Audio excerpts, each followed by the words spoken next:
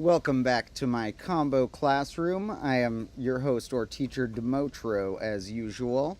And here it appears that it is not actually showing our background correctly for some reason. So I was trying to show a cool spinny graph, but I'm not a tech whiz, so this usually happens at the beginning of the live stream where it's stuck on... Oh no, wait, is it showing the graph? Is it showing a cool spinny thing? Let's see. Not stuck. So let me get our cool spinny thing while I say thank you to anyone joining me in the present, future, or in the unlikely possibility of the past. And welcome to any aliens who are watching on a weird telescope. That would be in the future case because it takes light a while to travel. And if they're getting the sound and the light in common ways, they'll get them at different times. So perhaps if aliens are watching us as a TV show, I never thought about this part, perhaps they get the visuals first, then they usually know the audio. They can usually dub in subtitle what our mouths are saying. But sometimes if a character's back is turned and they say an important line, perhaps the aliens don't know what it was yet due to the light taking longer to travel than sound. I don't know, those are sillier hypotheses, which are the type of things I've been fiddling around with for some of the fiction books I've been working on. But let me fix this, which will look glitchy for a moment, and then get to see our graph move. Now, today, we are back in the combo classroom where we will probably get some squirrel visitors like last time, so I brought some nuts, but it's not a squirrel-centric stream because we've done many of those in the recent past. We have been feeding many squirrels. I talked to a neighbor, and I believe there's more than 10 who live on this block. They said that recently a mother-type squirrel seemed to have had about 10 or more children squirrels, and those must be the younger ones I saw running about and wondering how many there were. And with those squirrels, normally, I do have to make a recommendation because I kind of forgot to say this when I get gleeful about feeding these squirrels, is that don't copy this with a squirrel at a park, a squirrel in a forest, or even in most cases. Usually the animals like squirrels, you want them to learn how to hunt, and they can hunt for their food, and then they'll self-sustain. The thing is, these squirrels already are just filling up on our fruit trees, trying to steal random food from if a neighbor leaves some out on the porch or whatever. And I'm giving them a healthier option at times that's also good for sharpening their teeth, which is these nuts. And if I wasn't giving them these nuts, they would be eating that amount of food from my fruit tree right there in just as easy of a way. And so I don't think in this case these city squirrels are getting ruined much in terms of training the next generation hunting techniques or whatever. I think the city squirrels are already pretty stuck, whether I contribute or not, to the idea of their type of hunting involves going up to humans and being friendly to humans and such, instead of, just trying to dig up a worm or whatever. So I do have to give the disclaimer because I'm secretly filming some very fun squirrel footage that will be in an episode 5 episodes from now, in a month or something, or 2 months, once we have gotten to the point where the squirrels are fully chilling on the desk here with me and just hanging out on the desk with me. Now, so maybe more than 2 months, or maybe less. We'll see how long that takes. But in any case, I do have to give the disclaimer. Not really good to feed wildlife normally. So know that I don't do this with squirrels who I don't know a lot about and intend to continue interacting with and monitor how often I give it and stuff like that. Also, very healthy for a squirrel is an unsalted nut, and the shell is good for them as well because it sharpens the teeth. Oh man, I said this wasn't going to be a squirrel stream because we've done a lot of those, so I should really shut up about that because if they come anyway, it'll get distracted along those lines. Anyway, here was a spinning graph I was going to show in the intro. This is why we need a team assembled here where someone else is doing the tech. I'm always starting the live stream, and it always takes me a few more minutes than I think. And then it's always not even set up right. But the common glitch is that I have to reset this screen seeing thing. The worst glitches are one time I accidentally started playing an ad from something, and I just when YouTube came off, I didn't realize the audio was going through a weird way. So what? I'm playing someone else's ad? I try and avoid putting ads in my things. Well, there's ads that like autoplay from YouTube, but you'd get those anyway, whether or not I clicked that I want to get some monetization from them. I know because on my old beginning of my channel, I wasn't able to click to monetize videos and they still had ads. So at that point, it's like, well, I'm definitely going to click that button so I at least get some of the money from the ads if they're going to be playing ads on my videos. Of course, the live streams do not make much money. These make like $2 each, except for a few times where somebody donates or is inspired to go to our Patreon or whatever. But they are quite fun, and we have various topics. Now, one thing that I started with here is, of course, some more of our wacky Desmos graphs, although that's not the only type of graph we'll be looking at today. You see, in the title here, I have graphs without quotes around it and graphs with quotes around it. Theoretically, either one of those could be describing the two types of graphs I'm talking about, because really they're just two things called graphs that are mathematical, and it gets confusing. When there's a graph I want to show, I don't know how to phrase it, because I might be talking about the more common graph, an XY coordinate plane that you're all used to, like this type of thing. And I might be talking about what's called graph theory.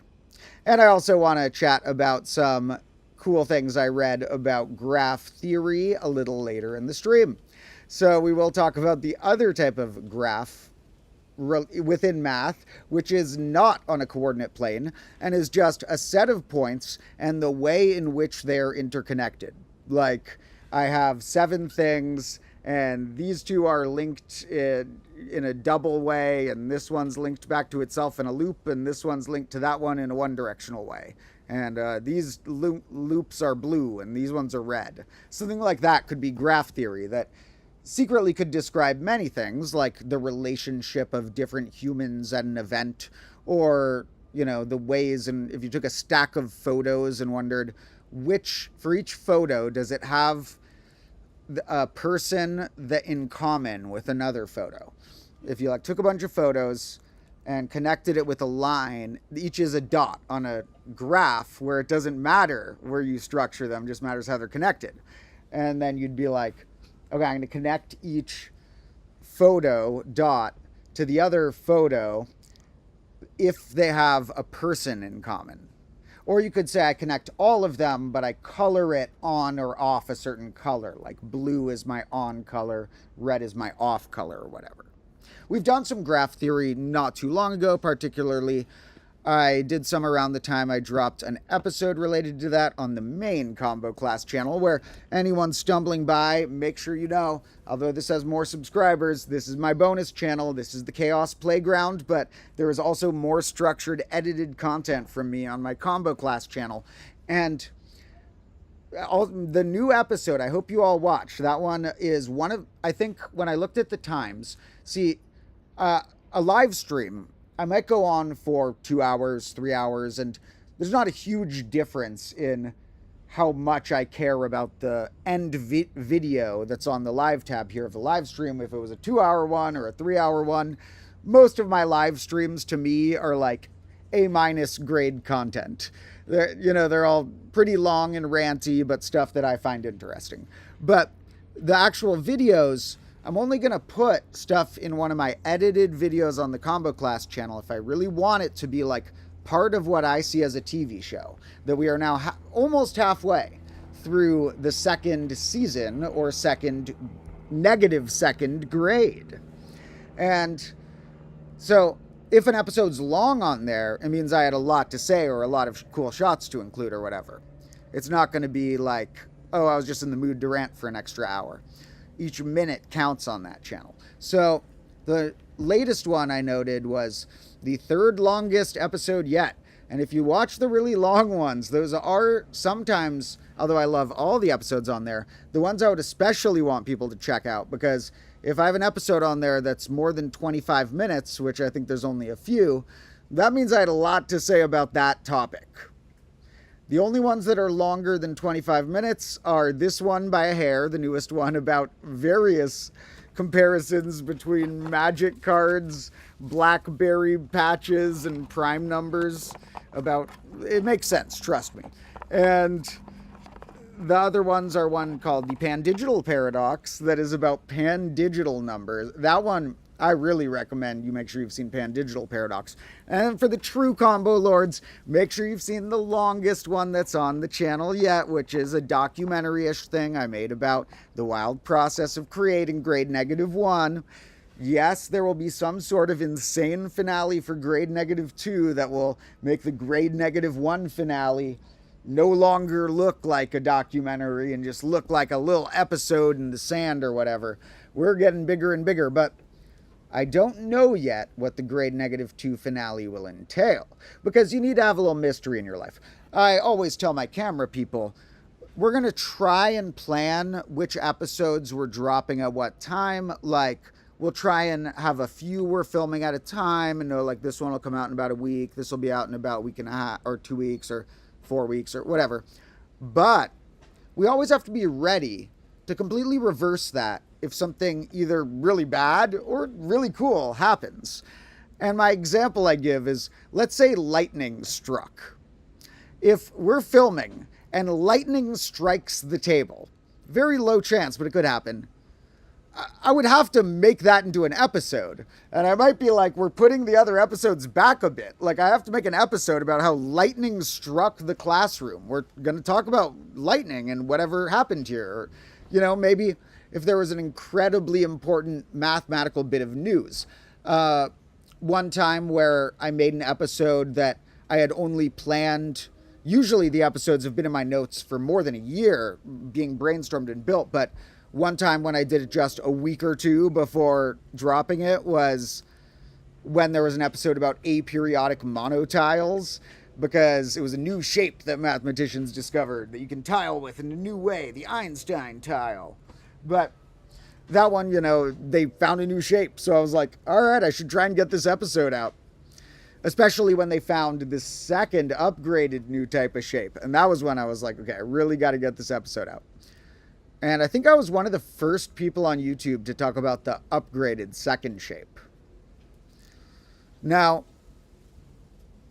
with that said, the next few episodes, unless lightning strikes or something either very great or very awful happens, which you never know, you know, life can involve some randomness. But if that doesn't happen, the next few episodes are very fun. They're ones that I don't know how long they'll be. We'll have to see. I've filmed a portion of the next 2 or 3 possible episodes, and the one coming out next will be clock related.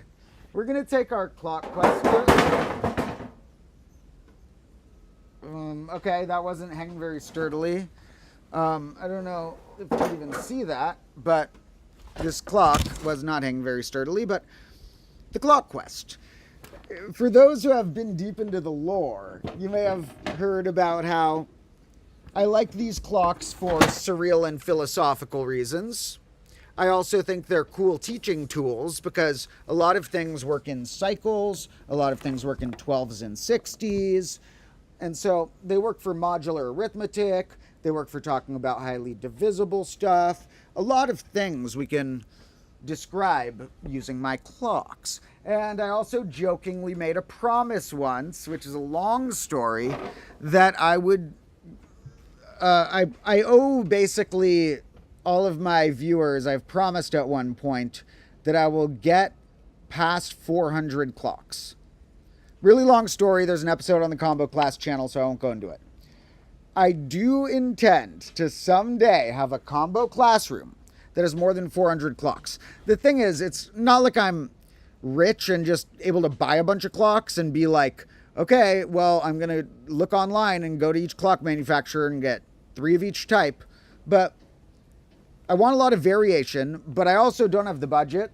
And I also like old-fashioned things with stories, so we have to get our clocks for cheap or free. Some clocks have been mailed to me by viewers. Other clocks have I've gotten as gifts, or I've, gotten for $5 at a thrift store or whatever. So I need to go clock hunting more, but we do have to look around to get the clocks. Because when you go clock hunting, sometimes you see one of these things and the store is like, okay, here's a half-broken clock. It's fancy for some whatever reason I don't care about, and it might be fixable. Therefore, it's $60 or whatever. And I'm like, what? No, I don't even care if it's half fixable. Nobody wants that to fix it. I'm not going to fix it, but nobody else might either. Let me just use that as an educational tool for like $20 or something. But they got some overpriced clocks. There's one store around here that we're selling used clocks, and all of the ones that had a sticker on them, like a price tag, were like $50, $80 and stuff. Then there was one that didn't have a sticker. So I brought it to the front counter and I was like, how much is this?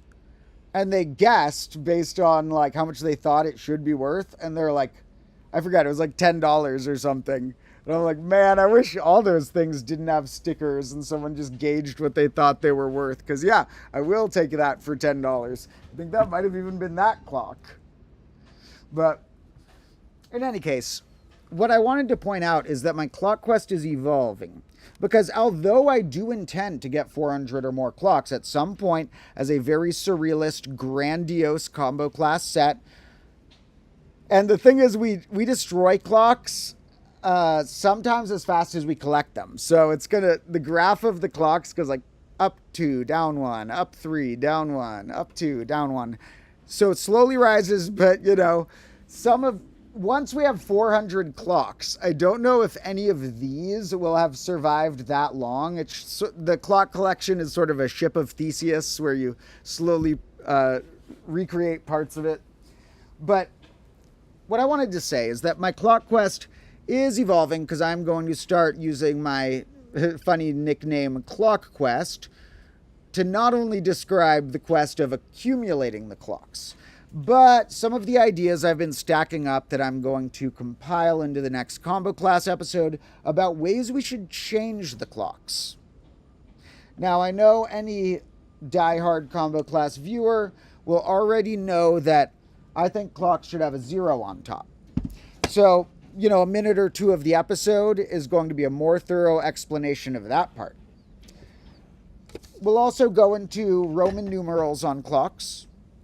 And then we're going to go a little deeper and deeper down the rabbit hole of some weird personal ideas that I would love to convince the world, that will begin with ones that I foresee as possible in my lifespan, and ones that are so wacky that they're more like recommendations for some future alien. So, that'll be a fun clock-related episode. And if we need an art-related project in a stream today or later this week, we might begin the process of the first, more obvious step of what could change about these, which is turning the 12s into 0s. That's the first step. But the thing is, although I've said that I think that's true, and I've given a few reasons why, I haven't even given all of the reasons why it should go from 0 to 1 under. We're going to go into numeral bases, and it's what's called a mixed radix base, what a clock does, where you say like 1250 is like, okay, I have 12 out of the 24 or out of the 12 weird loop if you're using AM PM. Then I have 50 out of 60, but written in base 10. So it's a very strange system, but we're going to look into how it basically is a weird numeral base, how we tell times, and why if you compare it to other numeral bases, it could be so much neater if you just changed a few things, beginning with 0s on top. So maybe in this stream, we will put some 0s on top of those clocks. Somebody mentioned seeing my shorts. I have been filming new shorts, and yes, I have been way more focused on the editing of my full episodes and the filming of those, because I have a lot of fun working on my full projects. But I will get into, throughout this week, I guarantee you sometime this week, I'll be posting some shorts again, because I have filmed some. I just need to cut them down and edit them. And it's hard to do everything for all the combo class, mostly myself, but I do enjoy most parts of it. editing of shorts is one of the parts I enjoy less, but I will make myself do that this week because, sometimes you got to just put in a little work for the combo lords as well.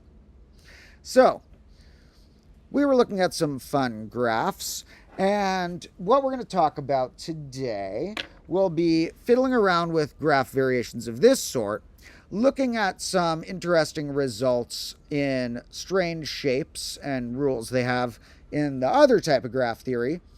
And we might chat a little bit about some more of the game theory behind these cards that were in my last episode.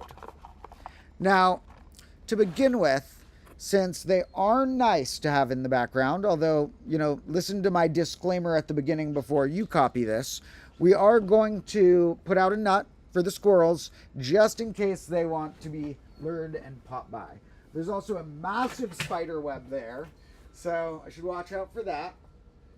'Tis the season when these big orange spiders come around, and I'm pretty sure they don't bite, but still not that fun to get a really big orange spider on you.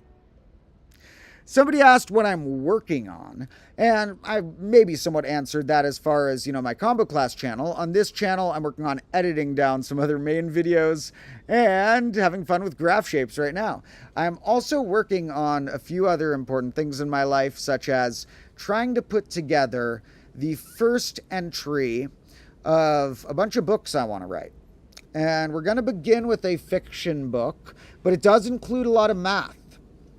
So it's a very mathematical and philosophical fiction web that I plan on spinning, and I have been spinning, that the first bit will come out once I finish a chunk that I feel like is good enough for a book, or if I randomly decide to implant it in a different way. You see, it's sort of like a choose-your-own-adventure-ish thing. So while I also want to make paper books out of specific chronicles, out of the overall story I want to tell, a lot of little sagas mixed together, each of those little sagas would be nice to make a paper book out of. I also will try and post this all online for free or cheap or whatever to have it be clickable through, because it actually is a sort of web, almost like a choose-your-own-adventure, except that you're not going to get to pick what happens in the story. You're just going to get to pick what you see next. However, I have more ideas of what I might write for these different webs than I'll have time to write. So if you stumble through the choose-your-own-adventure certain ways, and some of you like one of the paths more, or maybe I'll have votes for which path you want to see more of next, then that will be things that get seen within this universe. Although you won't get to pick, you won't get to pick much apart from your own direction of stumbling through the maze. You may be able to help decide which portions of the maze should get more further clarifications and more bits of their saga. But I have way too much to fit in this one book, so I'm trying to pick out enough of the right ideas to make a mini web. A mini choose-your-own-adventure that works as a book, but also works as the first part of this bigger web. I've been working on that. I've also been working on some music. And in fact, I need to run inside and grab some water for while I stream and grab one or two more props. And so while I do that, what I'm going to do is show you another random thing I was working on. Here was a beat I was making this morning. I make my own soundtrack beats that also are going to have versions of them that include rapping and singing and instruments and other things that will be released as songs at some point. So when I'm working on these beats, I'm not actually making them for soundtracks. I'm making them to be songs in the future, and then sometimes I use them as a soundtrack or edit them into something like that.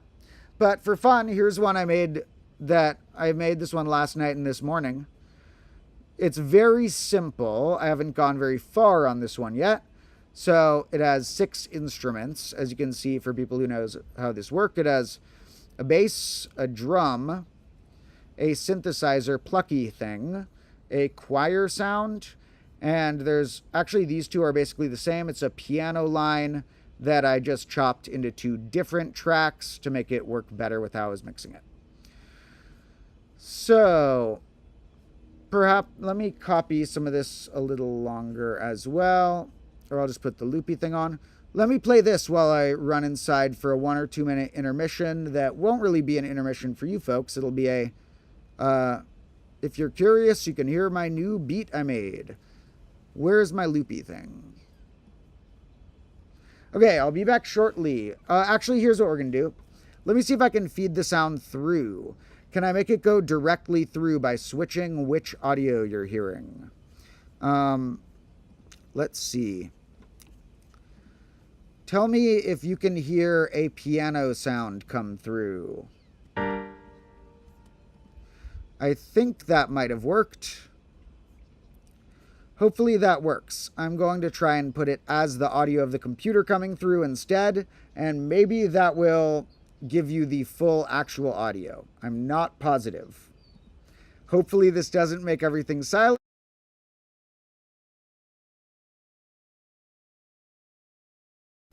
Wait, I muted myself. So first, I'll be back in a moment. Here's the random new beat I made because someone asked what I was working on recently. And this was last night, and this morning I was like, yeah, I want to make a new beat for fun. And then I will be back to discuss some graph theory things of 2 types of different graphs.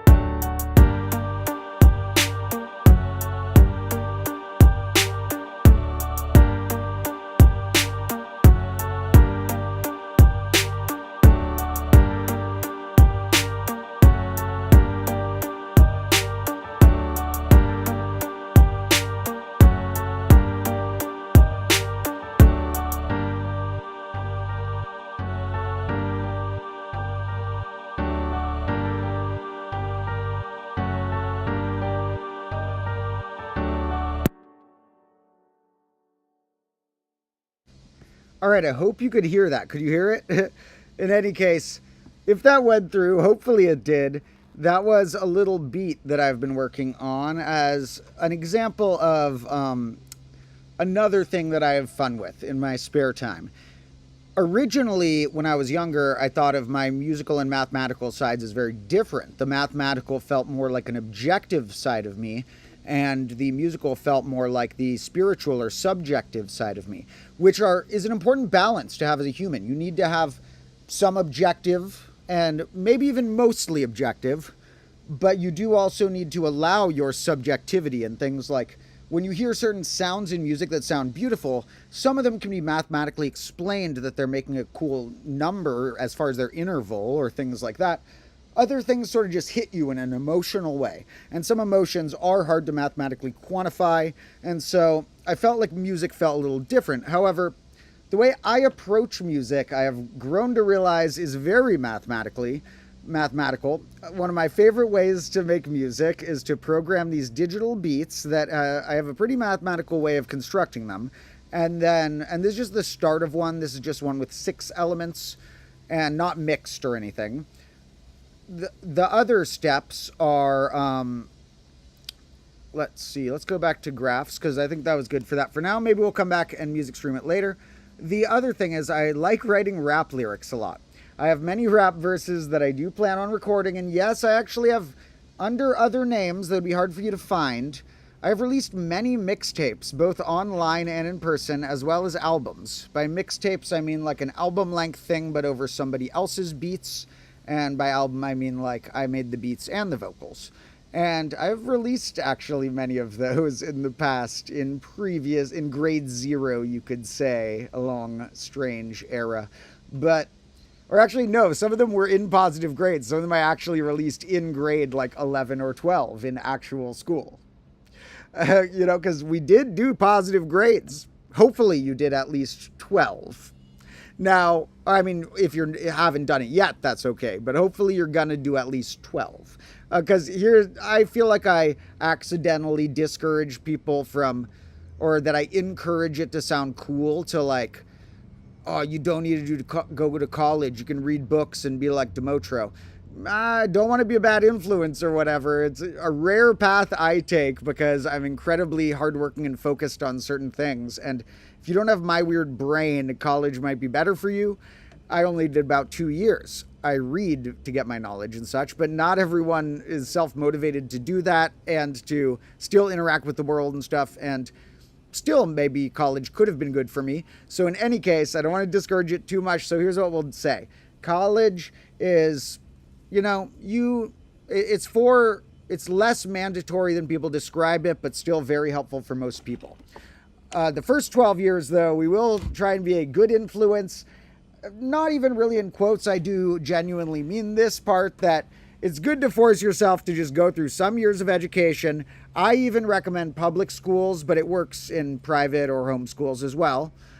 I was in a public school, and while you have imperfect teachers at times, you get a more full mix of every human. I don't know. Felt realer. I was in a large public school. In fact, my high school was almost 4,000 people in it when I graduated. There was almost 1,000 people per grade in the high school. And that's why with my videos, I feel weirdly proud that the Combo Class channel has passed the point where sort of the lower amount of views that an episode could get, if it's less viewed on my Combo Class channel, is around 4,000 or so now. That's like sort of the floor or so. Although if I released a really bad episode, it would lower the floor.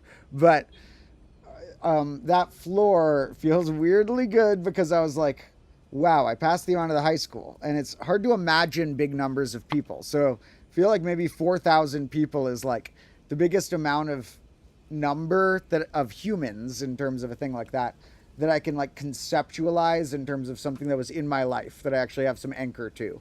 Like, okay, I can imagine how many people were in the school. Rounded up about 4,000. Now, another one that I feel weirdly proud of is that this channel has passed the amount of subscribers of some of the cities around me. And in fact, a while ago, I was proud that the Combo Class channel in this one passed one city that I had a little grudge against. But I don't want to explain that grudge because it may be got to check the statute of limitations on some things. Now, with these graphs that I do want to fiddle around with, and check this out too. Shout out George Carozzi, one of the combo lords who mails me stuff, and I'm still setting up a cool bird feeder thing from him. I've been slow on that, but there's a cool bird feeder thing coming. And this is one of my other favorites that he sent, which is not only lava lampy, but it's not just a lava lamp. Oh man, I hope I have the thing here. I at least have one in my room. Hope I have one here. I need something magnetic. I need a magnet. What's magnetic here? I feel like there's got to be something magnetic here. I don't know. I'll get the little magnet from my room later if I can. When I put the magnet on this, it's going to go and mold this in strange directions. And welcome to whoever said hi from India. I do love that we have viewers all over, and I was even going to mention that because the title I began with globes. Why did I begin the title with globes? For a few reasons. One reason is that I was using alliteration, and I wanted to say graphs, games, graphs, and something else that started with a G, because I like alliteration. The other thing was that I wanted to note that it's really cool that as our channel's expanding, that we have people from all over, and that when I'm streaming here, when I almost called it a morning stream, because I guess now it's like a noon stream, just past noon a little bit ago. But it's not morning or noon for a lot of the viewers. So, you know, if you ever see a time of day in a live stream, it's relatively small chance it's that time of day for you also. Unless you happen to live in like California or something. Now, all around the globe, we have such cool viewers. And I love you all. And I want to travel more someday and see more parts of the world because, well, I know some things of the world from reading and such and videos. I have not had the resources to travel much. It costs a lot of money. And so the traveling I've done throughout my life has mostly been camping throughout California, where from where I live within a, you know, there's some places 1 hour away drive, some places 2 hour away drive, some places 4 hour away drive. So many different places to camp that most of them have been those categories. Few hours away drive, camp out in the woods somewhere. And I've only visited other parts of the world a few times. I've been to nearby states a few times, like, you know, the states in the US that are near California.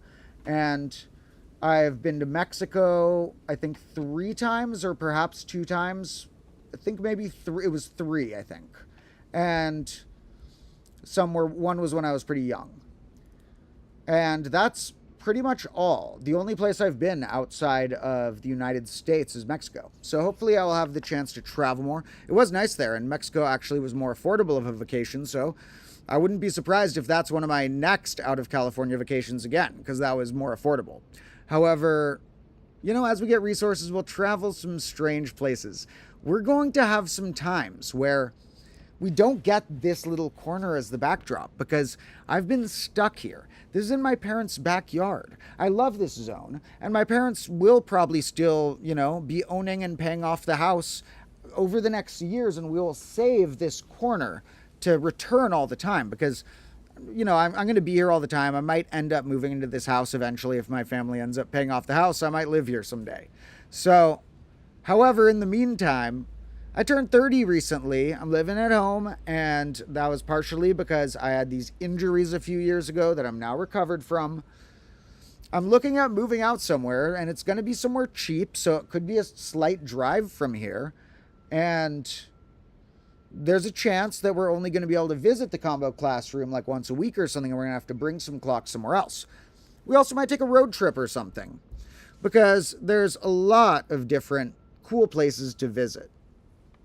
Now, somebody asked if I've ever taken any recreational drugs.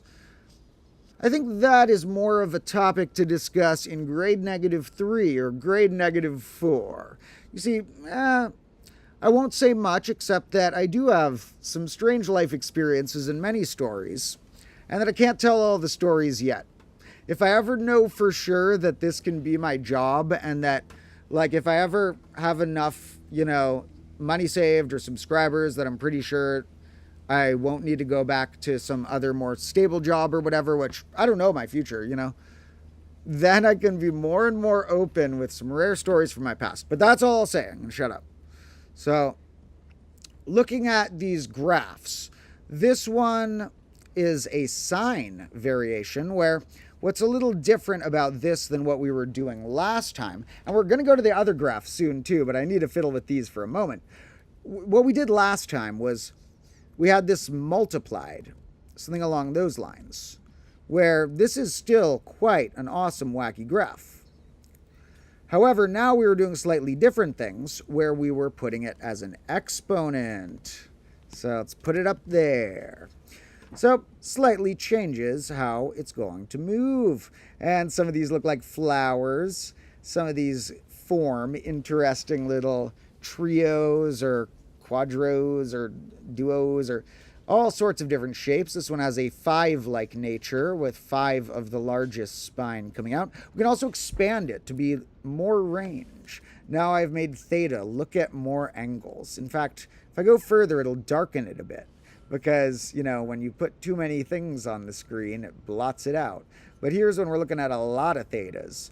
Now let's go a little smaller but include some negatives to give it a strange symmetry of sorts. Now, this was sine. However, what I noted from before is sine and cosine are similar. Tangent usually makes it go a bit too crazy. And secant and cosecant are weirdly cool. Someone suggested secant a while ago on a stream, and I found that it works very well in these. So it's a whole nother world of patterns to look at. And in fact, what we're going to try and do is put this on some good amount of steps and make the steps really small and make the speed really slow and try and watch some. And that's too far. You see, the speed looks faster when we're far because we can see more spines. And here was something I found interesting when I was looking at them too. Look at how much you can zoom in. When you're here, you're like, okay, this is the graph. And there is like a little kink. It's sort of like from here, it looks like you got a bit of thread and it like, yeah, a little bit of thread split off or something, a little kinked thread. And you're like, wait a minute. This looks like a whole nother web. So that's pretty wild. Now, if we zoomed out far enough, it makes you wonder if this whole thing would end up being some little kink in a thread of some larger pattern. But they do end up, oh, whoa, uh-oh. They end up, where am I? End up sometimes looking like lines as well when you get to certain points. Now, that's just on one level there. So, of course, we can change it a bit. And I wanted to go through the animation, but we're going to have to be much closer for it not to look insanely flashy and weird. Whoa, there's more. Oh my god. So, I don't know if Desmos can do this. Someone let me know if Desmos is able to do a animation of zooming in and out. I don't know if they can do that because they can do an animation like a moving thing, a slider of sorts of the A value for a variable. But I would love to see if I could do a slider going in as well. Because here you're like, okay, there's not that much in there. It's just my little end of my thread. But you zoom in and you're like, okay, I was wrong. There's a whole insane flower universe in there. All right. Whoa, okay, too far. Now, this is one fun type of graph. It's, of course, you know, a more trippy looking graph than you might be used to like doing in school because it's using polar coordinates. Normally, our graphs would be like in y's and x's, like y equals or here's a cool one, sine of y squared plus sine of x squared equals a. So that is another like more familiar type of graph, maybe not this graph with the signs unless you've seen me do this before, but x's and y's interacting in ways. Now, what other types of graphs exist? Well, we did graph theory, which was like ways things could be connected. For example, let's say I have these 12 things represent 12 people at a party, and I want to know which ones are friends or not. Well, I could put them in any order, but say I decided to put them in a circle to make it a little visually easier. And some graphs aren't easier in a circle, but many of them, as a default, you might start by putting your points in a circular thing, unless you find that unwinding it in a way makes it easier. You can move the points as long as you don't change the connections. But let's say that the rule is that with these numbers, a number is friends with another number if they have a factor larger than 1 in common.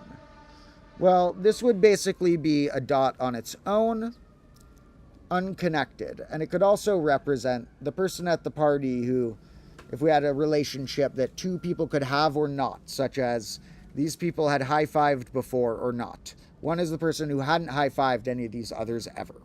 Now, 2 would have lines to the even numbers, and the rest of that pattern's relatively easy to deduce. But with graph theory, it's sort of cool because sometimes you'll hear a graph that they have nicknames, all sorts of wild nicknames these graphs can have. And with these graphs, they represent so many different things. It's not just, people at a party or prime numbers or whatever. When you have a graph, it can be symbolic of just the way things can be connected. So, if we ever have a set of items and there's a certain amount of relationships they may have, either pair-wise or group-wise or singularly, we might want to think whether making a graph would help. So let's see an example of graph theory with pictures. These are some pictures of graphs. This one is these ones are all connected and they're undirectional. This one's called a tree because it's a certain sort of graph. It is still a graph, but it is a directional one of a certain sort. Here are some that have names and stuff. Now here is actually a little reminiscent of some of the graph theories we'll look at. When you get these interesting, strange shapes, what I wanted to show with this graph theory isn't something I created. It's something I stumbled across that you might want to read and get my commentary on, that I found it on Reddit. It was a link to it's actual text and pictures that somebody made. Unfortunately, they put it on X, but I'm not going to call it that. I just had to note that that's technically what it's called. They put it on Twitter. That site has become so ridiculous. I never really had a Twitter account I ever got into using for combo class or Domotro or anything like that. But I'm glad now because recently, under new management, that company fired all of its developers, kept messing up all the codes, kept changing all the rules, kept allowing people with some pretty horrendous opinions as the people allowed on there and such. Now, so another thing that's annoying about it is when I tried to go on here on this Reddit link I saw, a cool new cursed result in graph theory was the thread by someone named Greg Bodwin. So really the credit here goes to Greg Bodwin, to this person who happened to post it, and to whoever typed out and left the links here. Because you can't view it when you... I'm not even going to click it. I'm not going to give them any traffic. But when I tried to go there, you can only see the first picture of the thread if you're not logged into an account. So no, I'm not logged into an account. They won't let me see the thread on X or whatever. That's something that I feel must make any company fail when they do those things. You can't see the pages unless you're logged in.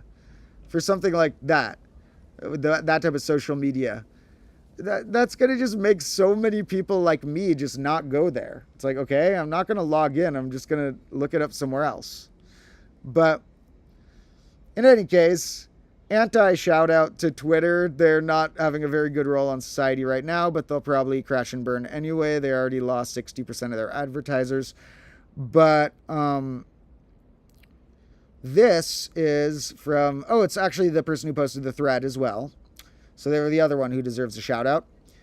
Is somebody who actually transcribed the thing that this guy, Greg Bodwin, wrote. So it has some pictures as well. And I found this quite interesting. Now, part of it is I want to introduce this idea of a cursed result in mathematics, which is when sort of a subjective term for when normally things follow a rule and something doesn't follow the rule in a weird way. There's other ways something could be cursed, but in that case, that's often what it applies to. And those are fun. Another type of thing like this is what are called pathological functions. And these are ones that display very strange behavior. So these are ones described here. They're ones that are not well behaved. It's not a strictly mathematically defined thing, sort of like being cursed isn't, but you know it when you see it sometimes. And a lot of them happen here in topology, where it's like, okay, here's rules for how this shape works on every dimension except for the fourth dimension. On the fourth dimension, it doesn't do that. It's like, what? So there's some weird exceptions right here. Here we got one called the wild knot. It's a wild knot. It's not a tame knot. So, other things are like functions that do very strange things. And here in the past, you'd consider like if you didn't know any irrational numbers, it feels kind of pathological and cursed. It's like, what? The decimal never ends? What do you mean? What do you mean I can't make it a fraction? Apparently they drowned a guy for saying that. I don't know if I believe that historical story, but there's a historical anecdote that the Pythagorean Society drowned the guy who showed them a proof that the square root of 2 could not be written as a fraction, because they love fractions. I mean, who wouldn't love fractions? But they're being a little close-minded when they're like, everything must be a fraction. Now, a lot of cool stuff. Some of these things are gonna get episodes.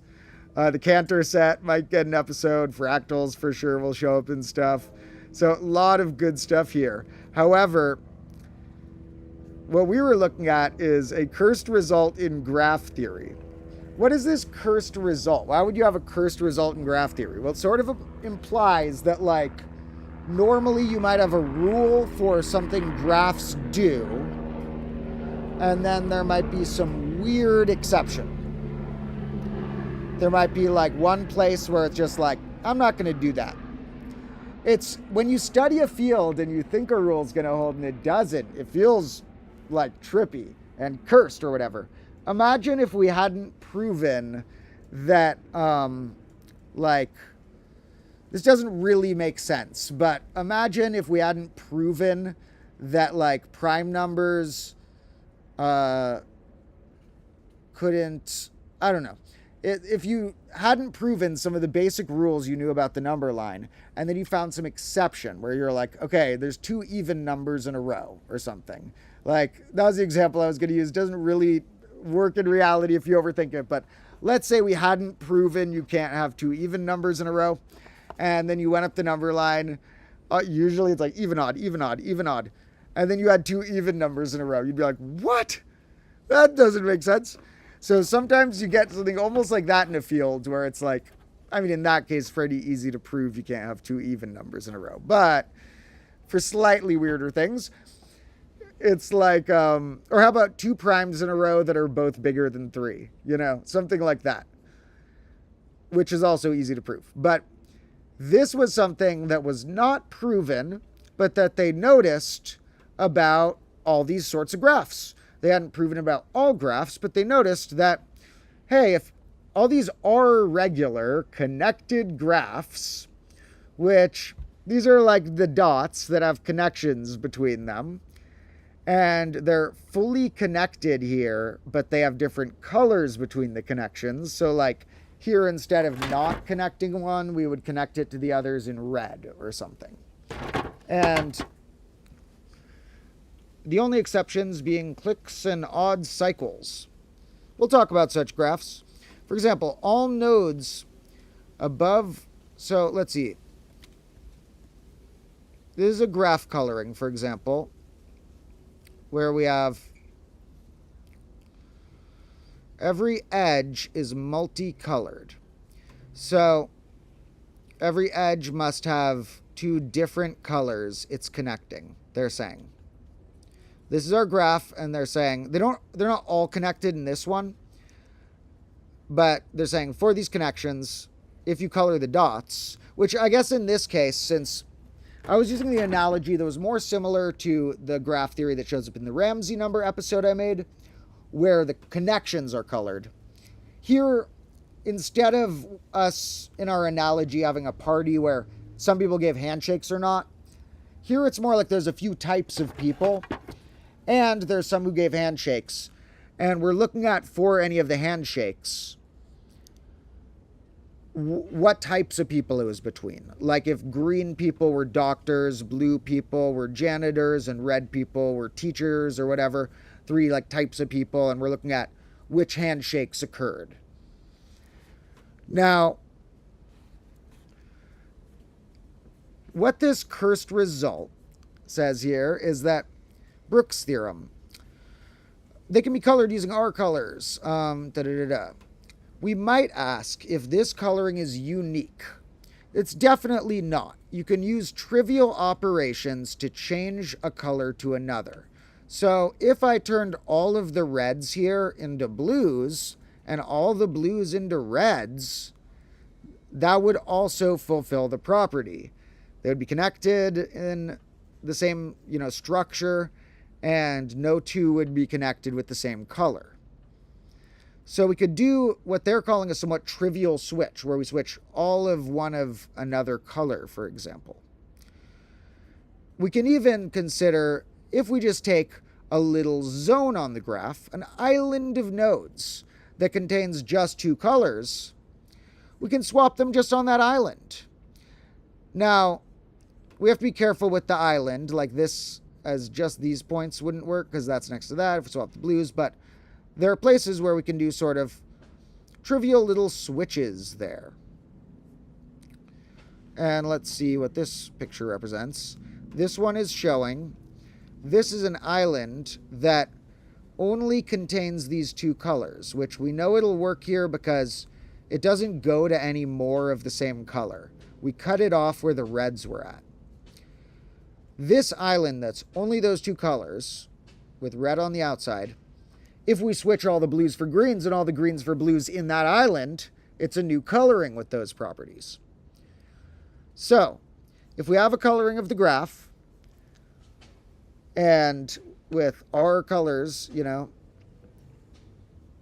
here, we can do some trivial swaps with islands or full zones of colors. But what if we don't allow those? If we don't do that basic operation or consider it trivial, consider that sort of swap to secretly be the same graph we're talking about, is there another coloring? Is there one that without swapping islands, we can just have to repaint the whole thing from scratch without doing this trick, but it's a valid coloring? Well, normally if you looked at a lot of graphs, you would not find one where that worked. However, there is this counterexample. This little shape. Look at this. This crazy little tiny shape that's very Threeven. I say 6 shows up everywhere and 6 is underrated. Got 6 dots here, fellas. 6 showed up again, and in pairs of 3s, 6 being 1 times 2 times 3 right there. So, Threevens. Now, this graph is numbered, so 1 would be red, 2 would be blue, 3 would be green, or whatever. If we number them in this way, without those trivial swaps where you take everything and swap 2 colors, or take an island and swap 2 colors, and do that multiple times if you want, we can't get from there to there. We have to repaint it. However, all the other graphs, that's not a problem. All the other graphs, that basic trivial operation is the only recolorings of all these are regular graphs. So I don't know if it looks like here's some proofs of it. Like this is showing Let's see. This is a long paper explaining all of these further mathematics behind why they can prove that you're not able to do that swap and fully defining what the swap is and such. But it looks like they still don't know why this one's weird. Now, it does look like they've proven that it's the only counterexample.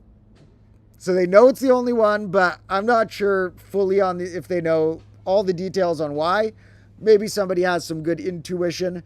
I'm going to have to look deeper into this, but I thought it was worth sharing in case I, put it in my notes and don't ever end up making an episode or whatever about it, that it seems to be a new cursed result in graph theory. And that sounds like a sentence up my alley. Cursed result, graph theory. That perks up my ears. So, this is another type of graph. And we have, our Desmos graphs that are also fun in their own strange way. Although, I lost those. We're back on one of these tabs. Oh, there it is. Okay. Oh, we deleted it. Whatever. We'll recreate them. Anyway, I need to use the bathroom real quick, but and then our next topic is going to be related to magic cards. But whether or not you like these, it's called game theory. The game theory is we're going to look at some metrics that game designers have used for this game as for which mechanics and such were designed well or designed poorly. And I'll do, okay, if I start ranting my intros can become a whole tro. So we'll save that for a moment. I just need to run inside, grab a few more of these props to show. I'm going to grab the rest of the cards. And go pee real quick. And while we do that, what I'm going to put on is one of our fun little graphs to stare at. This little graph will go for... Let's try a mix, if it lets us. I don't know if it's going to let... we have to do R. Might not be able to handle this. But we're going to try. Up here, we put another A sign. A theta. Maybe even another theta up there. This might make it a little too crazy for it. It's a little too much, maybe. What if we take out that theta? That's kind of cool, doing weird stuff. So, I'm going to put this one on a little animation while I take a 2-minute intermission. I'll be back soon. And I will be back with the rest of my magic cards that I currently know I have. I might have some more in a closet or something, but I'm going to bring in the big box. Now, we need our theta a little bigger. And we need a very slow speed. Probably need to be quite close. And, we're not even close enough. I love that. It's like, when you make these graphs, I don't even have to remember which ones look cool. I don't even think we've done this one before. I don't know. Because just like throwing random things together, if you kind of remember which concepts work well in what I'm doing, can make the most beautiful patterns. Just given to me for free. I'm just like, let's try that random thing. Oh, here's a universe for you. It's making it a little too crazy, though. What if we have the theta up there and not the A? This is all too crazy. We're just going to go to this classic one. Wait, why am I so... Where am I? Am I small? Okay, I'm small. Why is it going so crazy? It did not go this crazy before, I don't think. Is it because my A is so big? Or my theta? Yeah, there we go. When I don't show as much theta. Oh, that's kind of weird. Look at this little ripple in the back. Like it's just a little bigger. Oh, no, too much bigger. That's kind of cool. Whoa, it's like shimmering. I am hypnotizing you.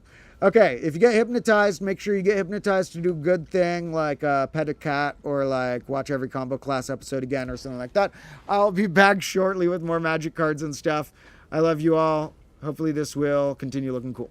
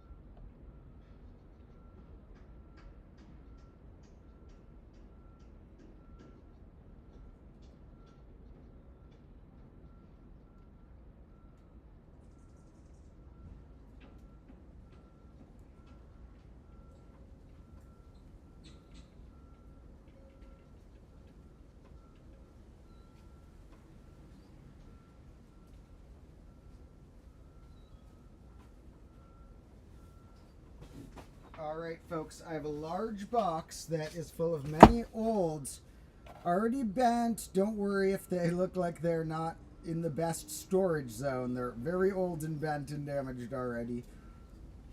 Magic cards mixed with old random other types of cards here. And this is... Okay, good thing I just knocked over the small clock and not the big one. Here is this large box of magic cards and other things that I have from childhood. Many of them, the places I got the cards were, some of the really old ones, not old enough to be worth $1 billion or anything. None of these are valuable. If I ever really have time, maybe I'll go through and be able to sell, a handful of them for like $3 each or something, but none of these are valuable. And I would even be surprised if I can find many that in old condition I could sell for more than $1. But most of these are worth like 2 cents. But some of them are pretty old because a family friend of mine, Nat, gave me like the coolest birthday gift ever when I was, I think I turned 9 that year maybe. So when I turned 9 at my birthday party, it wasn't at this house. My family lived in a renovated basement house of sorts with a small garden there as well. In that other garden, I had some friends over for my birthday. This family friend came over and was like, I'm quitting Magic, you can have my old cards. And it was so cool and rare to sort through those old cards. It was before the internet, or before I had access to the internet at least. And I didn't really have, my parents would let me, if I needed to search something, use the old school internet we had back then, but I didn't really use the internet for something like, I want to see what a Magic card is. That's probably on the internet. I don't even know if they had it up there then. That was in the very early 2000s at that point. But they had the internet available then, so there probably was some resources that I was just too young to think about reactivating or looking at. And so it was sort of mythical. I didn't know what old cards existed. Sometimes I would buy a paper version of old guides that showed all the cards in some set, and it would be really cool to look through, whoa. And looking through the old cards, it was mythical, whoa, this was in there. And then they made books out of them too. And I got really into, let me show you the era I really liked these. They made novels that go along. I don't know if they're still doing it or not, or if they're still good or not. I don't even know if the ones I read are good because I read them very young, but I thought they were very good and exciting. I thought they were some of the coolest fantasy stories. It's this whole saga. But I had a lot of these books that I bought at this used bookstore, and I would get my parents to take me. I'd be like, can we go to that used bookstore? I want another Magic the Gathering book to buy. And here, the ones I really, I forget which of the early ones I read or not, but these ones I really liked. They're sort of two different sagas, that trilogy, and some of the ones that lead up there. These ones were flashbacks or something. So these ones were also really cool, because I think these were flashbacks in between. But these sagas were so cool when I was a kid. Someday I'll reread one of these and see if it's as good as I remember. But honestly, I recommend these as novels to a younger reader. They were cool. But they also go along with the cards to a degree. So it was pretty cool to look at that before the internet and be like, whoa, that's a thing? That's crazy. Now, before I go deeper into this, let me look at our comments real quick. Love you all for joining me. Super cool. To whoever noted that this is great and needs more viewers, thank you. My streams never get that many viewers. For some reason, YouTube, their algorithms like certain things in a really hard to tell way. And I know a bit about the algorithm from what I've figured out and, studied about it, but you can only study it so much. It has its own really complicated web of tricks that a friend pointed out to me. So much of it is digital, what they have the algorithm do, that there's probably not even any humans who fully understand it because it's doing its own digital combinations of whatever they set it up for. Okay, here's the threshold of when you need this amount of click-through rate to recommend to more people, but you also need this amount of watch time. And how the robot combines these things, I don't know if any human even knows, even who works there. So with that, for some reason, YouTube really likes my shorts. Medium likes my long form videos, and doesn't really like my live streams in terms of how much they promote it to people.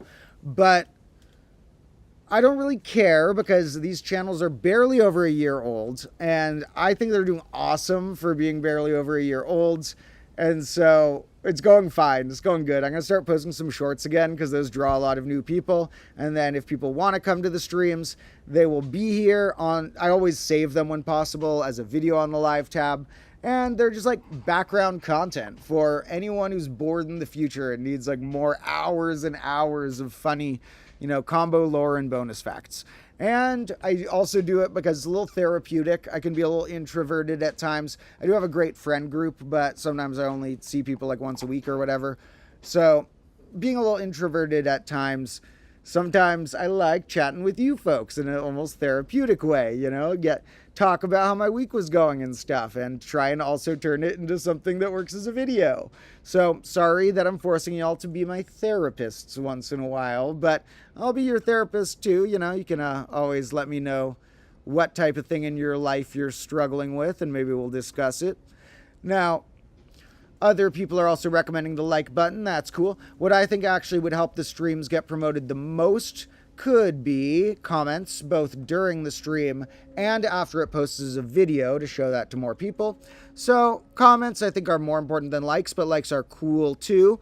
What I actually really like isn't like the number of likes I often get, but the like ratio is really good. On some of the videos, eventually when a video does well, it'll go out to enough people. Some of them don't like it. That's gonna happen. If a video really blows up, you're gonna get hateful comments. If a video medium blows up, you might not get hateful comments, but you're gonna get dislikes. If a video here though, sometimes in the first thousands of views, the like ratio is 100%, baby. And you can't actually see it fully on your end. You can get add-ons to your browser that YouTube removed the ability to see it for people except the creator. So I can see my dislike ratios, but you can see a guess of them if you get an add-on thing, but it doesn't actually give you the accurate data. I'll show you my analytics sometime though, I don't care. But on those, what makes me very happy, well, the comments make me happiest, but what's pretty cool is that when I make videos that I think I did a good job on, or even a live stream that I think was entertaining, that we sometimes have 100% likes up to the first 200 or 300 likes that come in, which is wild and awesome. I know, like, when I tell my mom that, she's like, why would anyone dislike it? And I'm like, you gotta brace yourself for criticism. If I have videos that are big, someone's gonna dislike it. In fact, I always have to remind myself that just do what I think is morally correct and hardworking and fun, and that some combination of those. And someone's going to still criticize me, but I'll just have to get over that. You see, the YouTuber Mr. Beast will cure blindness, and people will get mad at him because he made the video cheesy and totally skip over the fact that he cured blindness for people. But there's, people... A good analogy for it is there's an old fable. The fable of man, dad, and donkey, or the boy, the dad, and the donkey. So, this is a good fable. This, sometimes I remind myself when I'm worried that someone's criticizing me. And here's the thing. Some criticisms are good. Sometimes I'll hear a criticism that's like, you were yelling too much in this video, or like, whoa, the set looks messier than usual, or something. That some criticisms could be helpful, constructive criticism, but other time, the ones I really don't like is when somebody leaves a comment that says my thing is wrong, and it wasn't wrong, they're wrong. And I don't have time to answer all those comments, and even if I do, it looks like I'm like salty and bitter about it. So sort of a lose-lose when I get one of those, because if I reply like, actually, you're wrong and I was right, I sound all like salty about it. But if I don't reply, other people see that and think I'm wrong. So I've learned that on shorts, those go to too many people of too many random audiences, that I'm gonna get random comments that are just wrong, that are just like, say that I'm wrong, and I just have to ignore them. Here's one about criticisms that, you can't control. where it says, and this, I guess, is an Aesop's fable. Those are the classicest old fables. Also, shout out to the rapper Aesop Rock, different than the rapper ASAP Rocky, who I actually like both. I think ASAP Rocky also makes good albums, although much more on the end of making a catchy album compared to this guy Aesop Rock. Pretty catchy, but more so like very interesting and well done. And this guy's a great lyricist, Aesop Rock. There was an era where he was certainly my favorite rapper. And I have a bunch of his albums on CDs because, you know, I'm 30. So stuff like, I used to not have you didn't have phones that played music. Like, you had a phone that was like a flip phone and super cheap and could barely text. And so I would carry around a CD player a lot of the time. And it was hard. You had to not jostle it. The portable CD players, I would walk to school or back carrying the CD player because I wanted to hear music on the way. And I'd have to pick a few CDs to put in my backpack. And if you bump it too much, it skips the CD. But it works if you're careful. It's kind of fun because then you really get to know that CD. It's like a real item in your life. So my friends still like CDs. I gave a lot of those old CDs that I had burnt, because a lot of them I burnt on iTunes or whatever to create my own playlist or to do something or another. And I gave a lot of the old ones I burnt to a friend who still loves CDs and plays CDs at their parties all the time. And it's fun because if you hear something come on at that party, you know you are gonna vibe with that mood for an hour because that CD came on. Now, unless nobody likes it, and then they'll switch to the CD. Now, sorry, I'm just going through comments a little bit more. I'm going to pause that and say this fable real quick, then do more comments. This fable is really important about dealing with criticism. A man and his son were once going with their donkey to market. As they were walking along by his side, a countryman passed them and said, "You fools, what is a donkey for but to ride upon?" So first they're criticized for not riding the donkey. So the man put the boy on the donkey and they went on their way.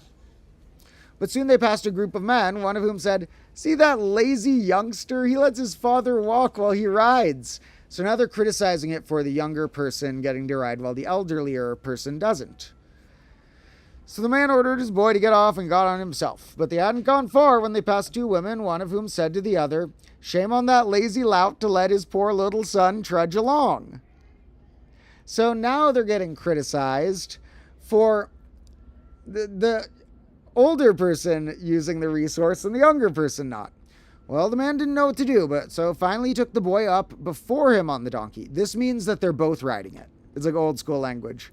It means they're both riding it. By this time they had come to the town, and the passerby began to jeer and point at them. The man stopped and asked what they're scoffing at. The man said, "Aren't you ashamed of yourself for overloading that poor donkey of yours, you and your hulking son?" So they got off, didn't know what to do. They thought and they thought, until at last they cut down a pole, tied the donkey's feet to it, and raised the pole and the donkey to their shoulders. So now they're carrying the donkey. They're like, "What do? We don't want to get criticized." Well, the older person's on, they're mad. The younger person's on, they're mad. Nobody's on, they say we're dumb. Both people on, they say we're mean. What do we do? So they're like, "Okay, we'll carry the donkey."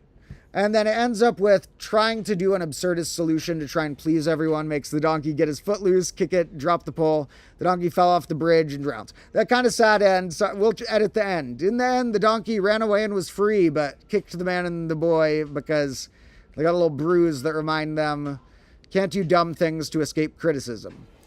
But, there's one example I remind myself where, no matter what you do, you'll get criticism. And that's okay because I have good big plans and I think I am morally okay. And so we're just going to continue going along our chaotic journey. And the criticism is mostly just when it goes out to a lot of crazy other people, because all you combo lords are really nice to me. If anything, you could criticize me more. I don't mind it, but I do certainly love the compliments as well. I'm not going to sit here and be like, "Oh man, that makes my day," because I feel cheesy about that, but it really does motivate me to hear nice comments. So thank you all. People are saying AI is smarter than humans. I don't know about that yet. AI is better at certain calculations than humans.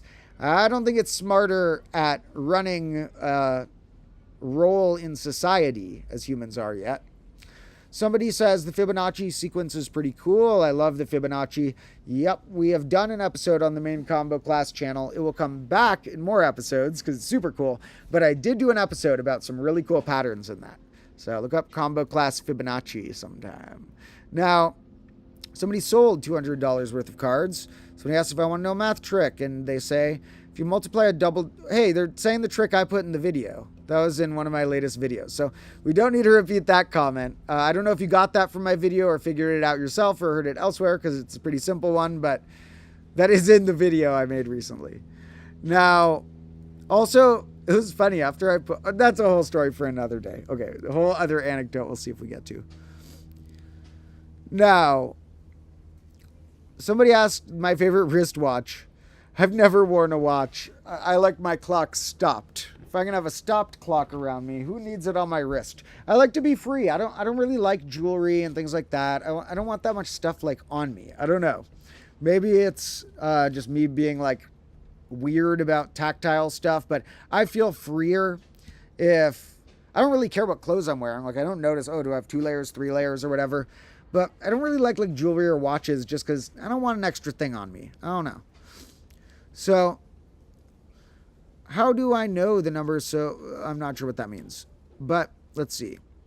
Emerald tablets and gold tablets and technology hidden under the Sphinx, apparently. I don't know all about that. Somebody asked who else is a patron. They said they're level 2 and they would be higher if they didn't have sons to support. That's very nice for mentioning and bringing up. Thanks, Jan. We do have a Patreon, and I recently posted some squirrel clips there, and I have a lot more clips I really will be trying to post there throughout this week because I didn't post much on there last month, but I have all the bonus footage. I just have to edit and upload a few fun things for those people. So thanks a lot for anyone who's on there. Somebody asked my current favorite rapper.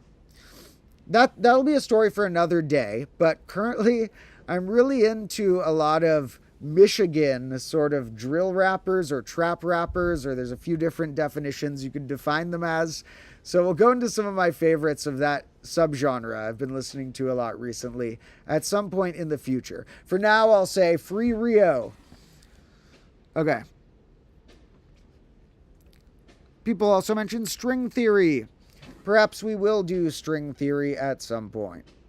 Anyway, one of the topics that we were actually going to cover, because I got out all these magic cards, was I talked about the idea of infinite combos in the last video, where they're not actually infinite. Well, the ones they call infinite are usually the ones that should be called arbitrarily large, and there are other ones that are infinite.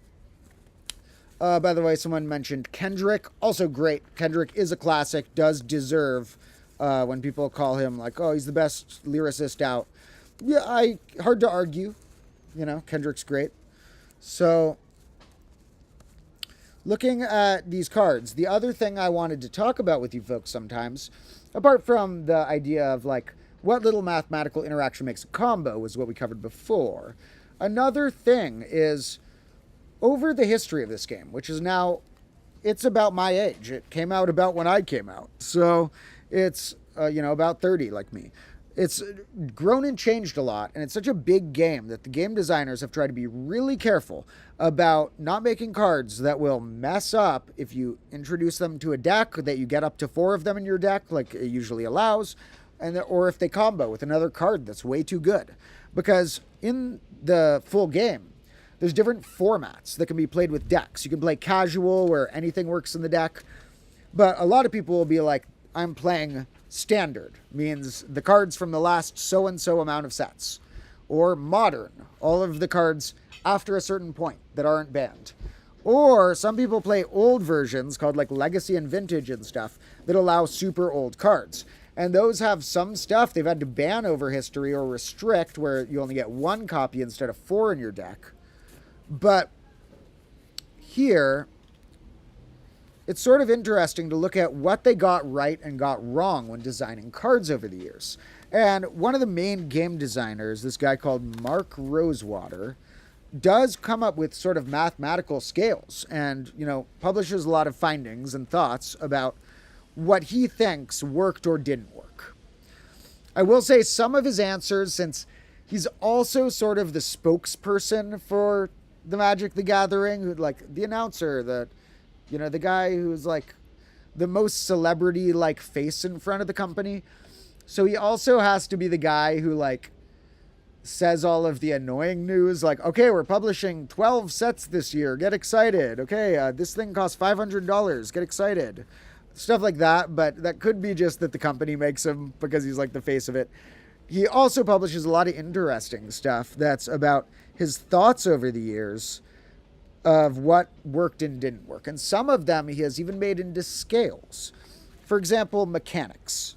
Mechanics can be considered a certain effect that a card could have that many might have. This mechanic can't be the target of spells or abilities. For example, is something that now is called either Hexproof or Shroud. Those are two abilities that I forget which one's which, but either the one called Hexproof or the one called Shroud is now a keyword for this. Some of them they call an evergreen keyword if they expect it to keep showing up on many cards. Some they call other terms if they think it'll only show up here and there or if it's retired. Now, keywords that existed back in the day on cards often exist on the type of card called creatures, which are ones that not only stay in play after you play them, but they can attack. And they not only might have an ability, but they also could attack or block the other person's attackers. That deals damage and reduces the opponent's life total and such. Here we can see that this one has one ability that's not a keyword, because the lower trait there, not enough cards have to make that a keyword, but the upper trait's called flying.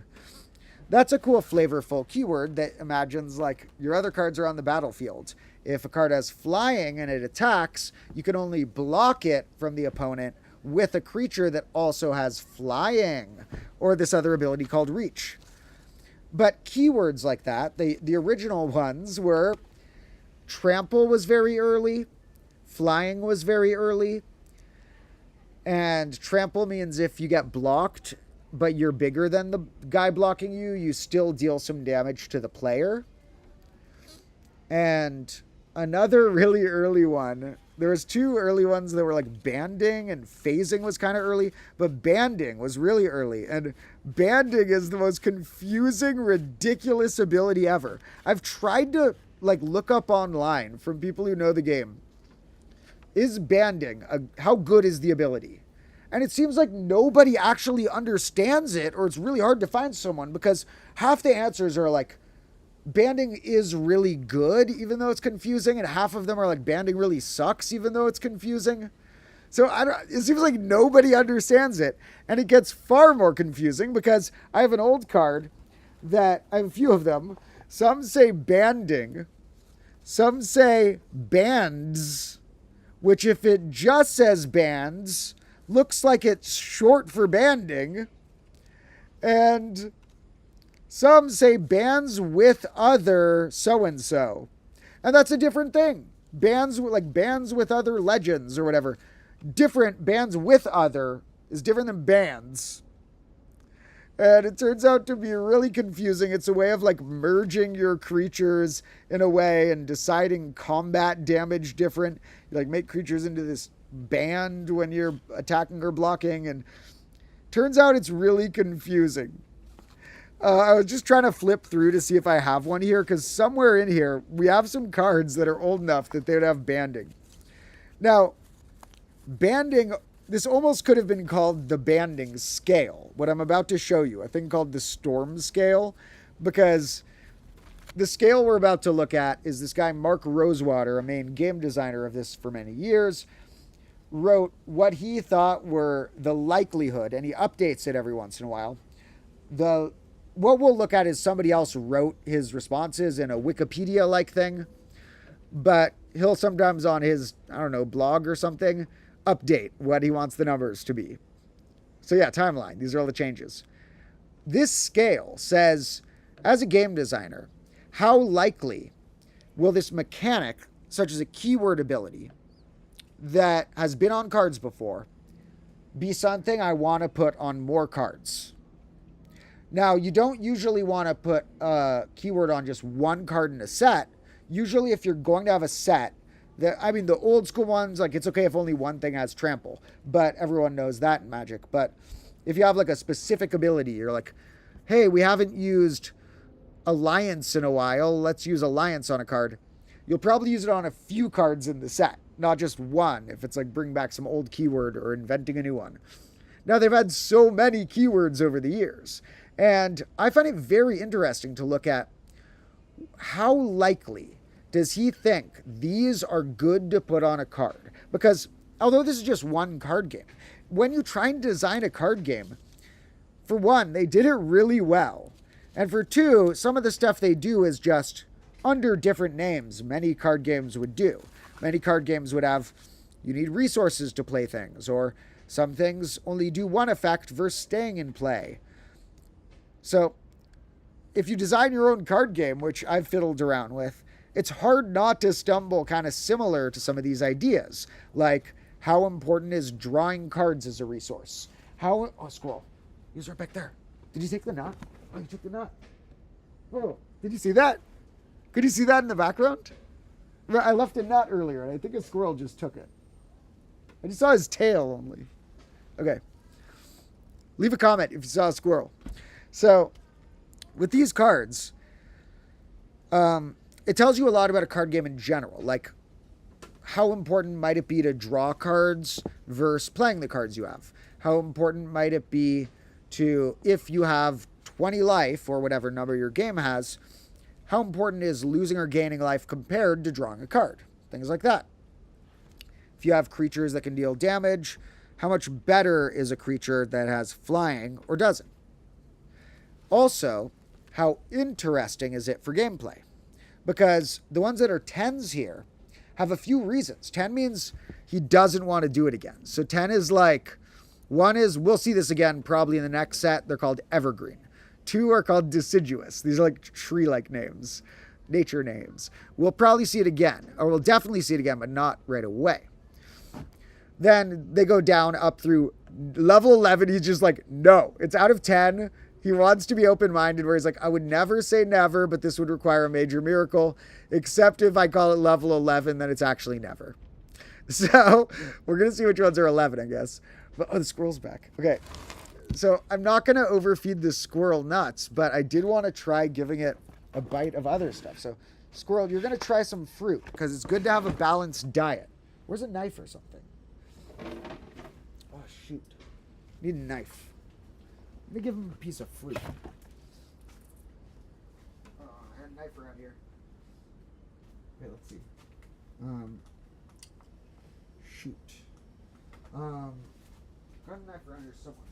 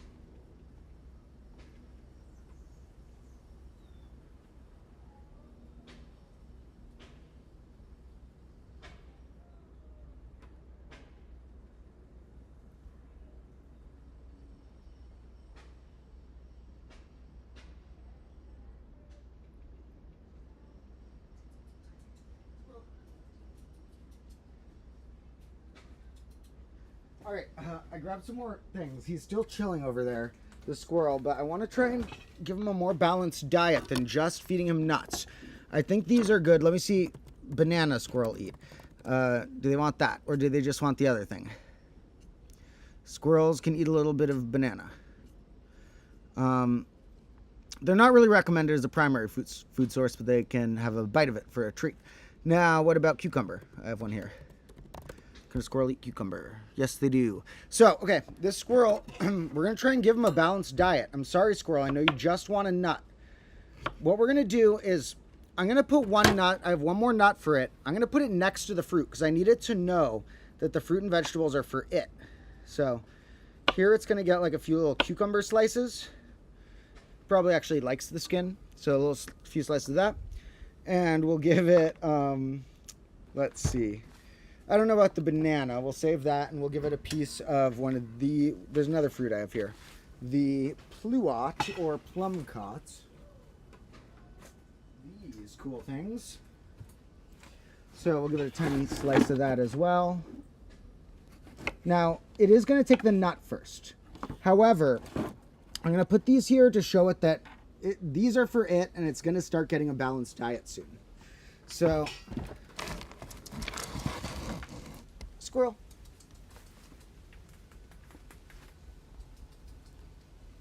It went a little further up there, somewhere up in the tree, I think.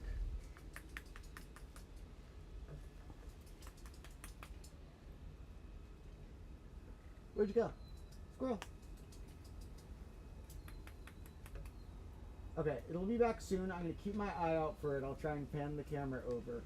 What we'll do is we're going to leave it a nut right next to all this fruit for it. There's 3 little cucumber pieces and 1 little plum piece, or pluot piece. So we'll see if it's willing to try expanding its diet a little bit when it comes back. Once it takes the nut, it might come back later for another nut. And I'm not going to give it any more today. Although the neighbor did say they think there's about 10 of the squirrels. So hopefully it's different ones that are taking it.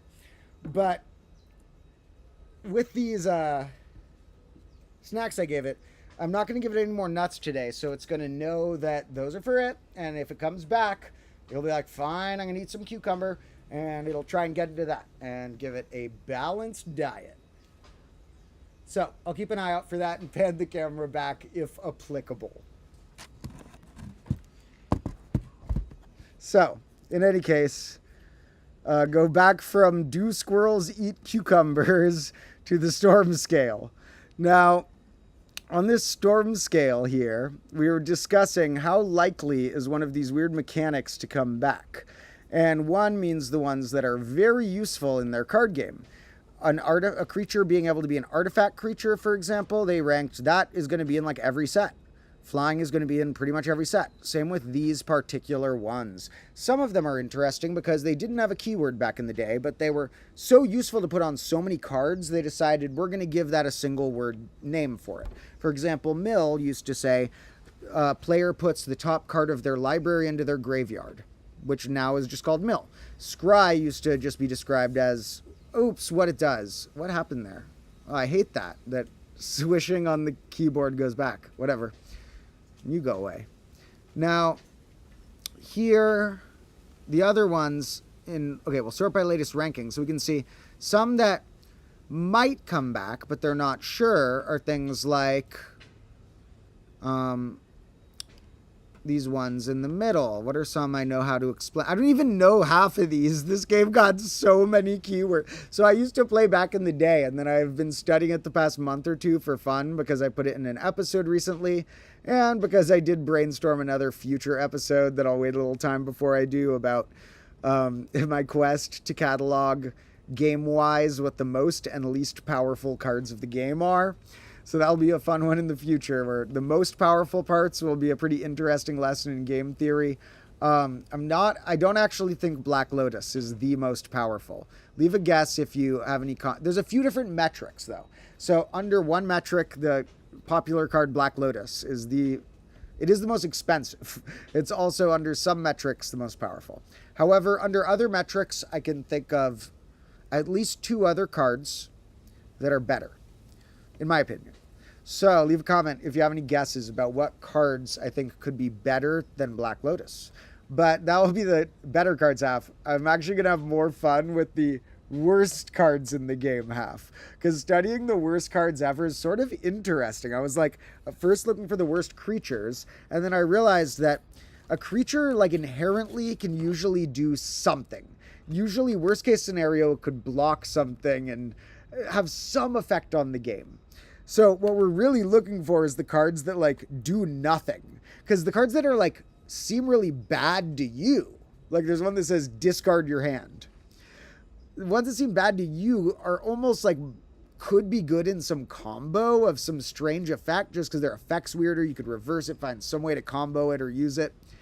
The cards that just like don't have any good interactions with anything and can't help you are the worst cards ever. So I also have figured out already what I think the worst card in the game is. But we'll have to do a few categories. I'll also tell you like worst creature, worst this and that. But the worst creature of all time, no matter how bad it is, like could help you in the game. They're cards that it's hard to imagine them helping you in the game. So leave a comment if you think you know my worst or best cards. I'm going to wait a little while before I make that into a whole episode because we already put magic cards in the last episode. Not everyone likes that. But our next episode will be about clocks, and that'll be cool. Now, some examples of ones I do know how to explain on here is like, so many of these are new. So like morph is something where you play the thing face down, and then you can unmorph it, and it's sort of a surprise to the opponent what the creature was. And that's like mid-range. Like they might put that back in a set or not. It had a history though. It went for how likely he thought it would come back. Now, here's some that are getting less likely. Now, why is this called the storm scale? I mentioned it almost could have been called the banding scale because it's named after a mechanic that also won't come back, but for a different reason. Banding was too confusing. Banding made it not worth it to have in the game to try and explain to every new player what it did. But Storm was too powerful. The Storm mechanic was just really easy to abuse. It copied a spell again. It made the spell repeat for each other spell that had been played before the turn. And they figured, okay, maybe you'll have been able to play one or two things that turn, and you play the Storm spell and get a few copies of it. But the decks that used that have these tricks to like replay and dig up and replay a bunch of small things and make like 10 copies of the spell. And so Storm turned out to be way too powerful to the degree that I'm sure it's either a 10 or 11 because the scale's named after it. So we see what are the 10s? Ante. That you used to play for ante on the cards. You used to have a deck and some of the cards are like, you put out an ante to like, each player puts one out and the winner gets both of them. Not like for the next game, but like they get your cards. Because it used to be a way for like people to trade cards in a little community. Sort of sounds fun to try the ante version sometime because like it's, you know, you lose cards or gain cards, but it does make it more communal. I am going to do a communal thing with these, which is I've figured out all of my friends who are interested in Magic still to any degree. And me and like 5 or 6 friends are going, well, I guess I'll get 8 people is a good amount for it, including me, are going to do a draft. And we'll probably use these and or other friends' cards and make like a big pile of them and do what's called a draft, which was the way I got the other cards of these that weren't given to me in that gift I explained. Was drafts are like you go to an event and you're like in a group and you get a pack and you only get to keep one card and pass, and you build a deck while you're doing that, and then you use some of the cards with some lands, and it's a really fun way of doing it that puts more people on the same level. Like you won't be as good as someone with more skill, but skill is like the only level there of difference. You can't like start the draft with a better deck than someone else. You all start on the same level. So that was cool because it's sort of like pay to play to a degree in some of the formats where if you wanted a paper, like I'm not going to get a paper deck of any of the ideas I've thought were fun because it would cost like hundreds of dollars or something. And to me, it's worth like, they're cardboard. They're like $5 or something I'd pay for a whole deck, but you could pay $100, $200 for a deck. But it's like, you'd need that if you actually want to like be in a tournament or whatever. Luckily, I don't care about that. I don't even really want to play apart from like a nostalgic draft with my friends, but I've had a lot of fun thinking about this challenge I mentioned in another episode where I'm trying to construct the biggest pile of cards that is a deck, not required to be 60 cards, requiring the 4 per card limit still, that always wins on the first turn if the opponent can't do anything weird. And believe it or not, I have gotten up to 21 cards. A 21 card deck, I think, pretty sure I've now proven that one. I proved it, meaning I didn't actually prove it, but I went through all the logic that would be in a proof pretty quickly in note-taking and in my head. So I went through the steps that would be in a proof without fully double-checking it to show that my 21-card deck does work. I have some ideas of how we could take it further, but I don't think we'll discuss that today, except maybe later I'll tell you the deck list if anyone wants to double-check if the 21 cards work. So here what I do want to talk about is, what are these mechanics that are not going to come? Oh my god, that's so funny. You know how I said bands with other is so confusing, and it's like even different than the normally confusing bands or banding? Bands is just short for banding, but bands with other is different. Well, bands with other is the only 11 on the scale. The only one that's, most of these 10s, it said, means I'll never say never, but don't expect it. And 11s are never. They're just not going to bring bands with other back. So the updates are just, normally the updates are when it changes on some of these. They're like it went down or up a bit. This is just like confirmation. He's just 3 times said bands with other is never coming back. There's no reason they would bring bands and bands with other back. So I guess if they were going to bring one, which is still I'll never say never, but don't expect it, it's banding. Funny enough, there was one point where it looks like he brought banding down to a 9. What was that? I'd call them a 9. So this is sort of a quick overview of all these. But he kind of implied that banding had a little more of a chance there. Then maybe he was like, no, I can't imply that. We're putting banding back to a 10. So what went wrong with these mechanics? Well, typically there's 2 things that could give them a 10 or 11. Being too confusing or being too powerful. Banding being of the confusing type and storm being of the powerful type. Or, similar to confusing, something that's not fun for gameplay. You can invent a mechanic that works perfectly fine in the mix, but that prevents certain things from happening in the game that players find fun. Some that are too powerful here is Dredge. That one it like used stuff from your graveyard to make stuff cheaper, and they didn't realize there's so many cards that make it easy to put stuff in your graveyard. Now here, some of these are because they're a worse version of a new thing that's similar. Poisonous is now called Toxic and or Infect. Now Regenerate was just like a confusing one, and they have new ways to describe what it does. Substance is very interesting. We'll do that in a sec. Fear is a form of what they call evasion, where it's a form of not being able to be blocked. You can only be blocked by black creatures or artifact creatures. And, they reset this. But fear is just like, it's a form of evasion, meaning your creature can't be blocked as easily. They have other forms of evasion they like more. That one was too specific to one color. They had black creatures that were like, can only be blocked by that color or an artifact. But then they made other catchphrases that are just, simpler versions of that work for all the colors. So some of these are also, could be a 10 or 11 if they're, could have been improved, and like if they had been a little different would have worked better, so they made a different one. Now, Tribal's interesting. This is one they said they would have done from the beginning if they had a choice, but they didn't. They tried adding it. It says, like, normally creatures have types, like merfolk, minion, and stuff.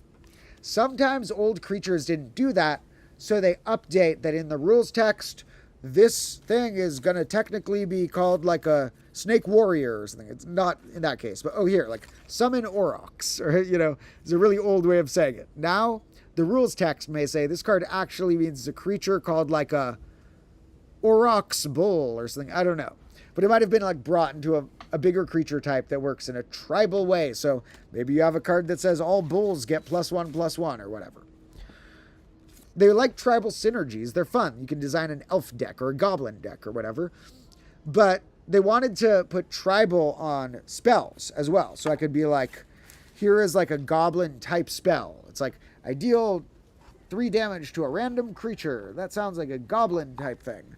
So we're going to call that like a goblin sorcery or something. Like instead of just sorcery or instant are the quick moving ones that just happen once. Now, with that, tribal, they didn't put at the beginning on those.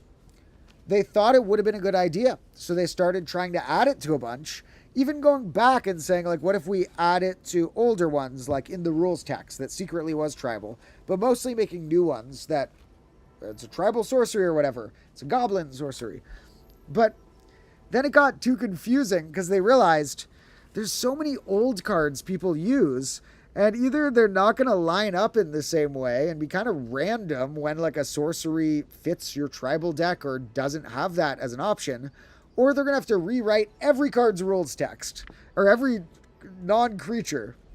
So it's too big of a move. They don't like changing what the card does on the real text. They have had to sometimes. Sometimes you could be like to your opponent, like, I'm sorry, I know the card says that, but like on the rules text, they had to fix something about it. But they really don't try and do that to like too big of a scale. Like every card now says it has tribal or whatever. So they did some big creature updates, but when they tried tribal, they tried to bring it in and they're like, oh man, we realize it's too late. It would be too confusing to bring it in 20 years into the game.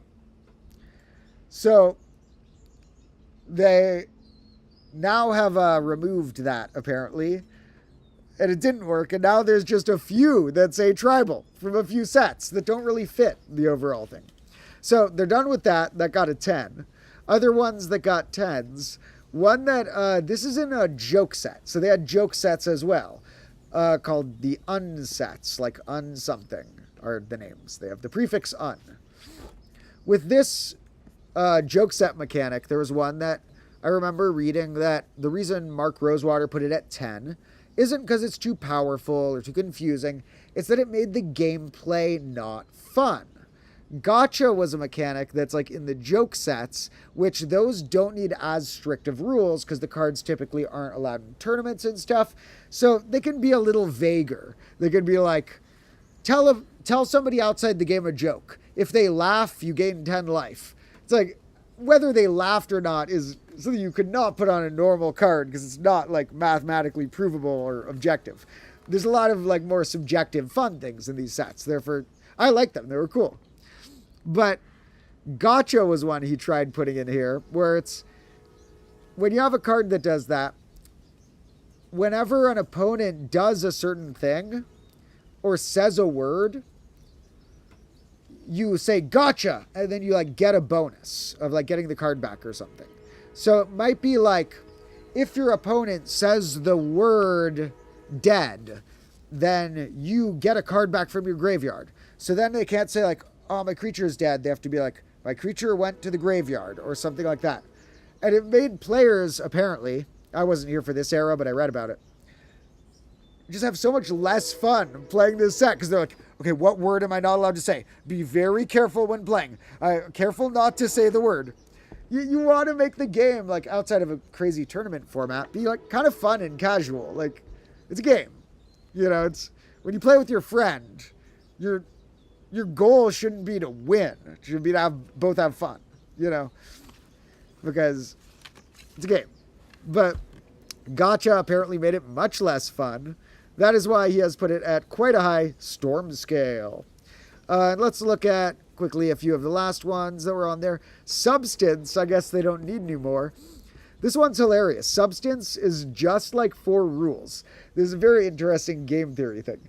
They had some cards that didn't work together in the stages of the turn. You have stages of the turn. You might have like the end step.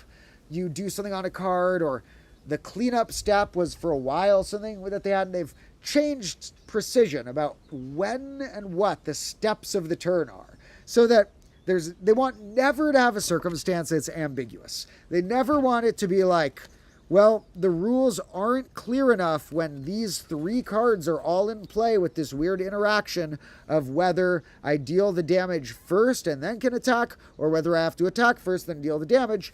They don't want any ambiguity.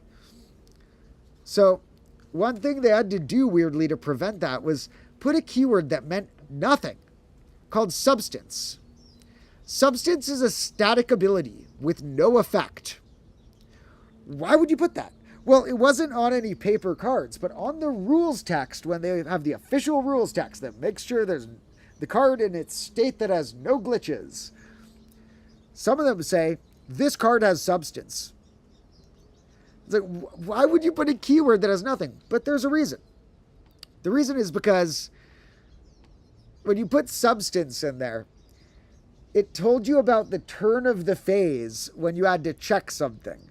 Here in what they had the cleanup phase, it looks like, instead of until end of turn or at end of turn, they would say like something about substance. So here are some cards that were affected. These aren't the official rules text. So substance, it's hard to, I want to say I don't fully understand what it does, but that's the wrong term for it because it does nothing. But there's some way in which it fits into the turn phases that they had to be like, does the card have substance? And we check substance at this point. Because they need to iron out any crease and any glitch. They don't want one ambiguity in the mix. In fact, I think it's somebody's job there to go through all the cards and like look for a potential problem. And sometimes be like, okay, we have to add a few sentences in the rules text that say like, this is how you do it if these 4 things are doing this weird thing at the same time. This is the order you do it, or whatever. There's a thing called the stack. Then there's a thing called layers. It's all sorts of very complicated things in the rules.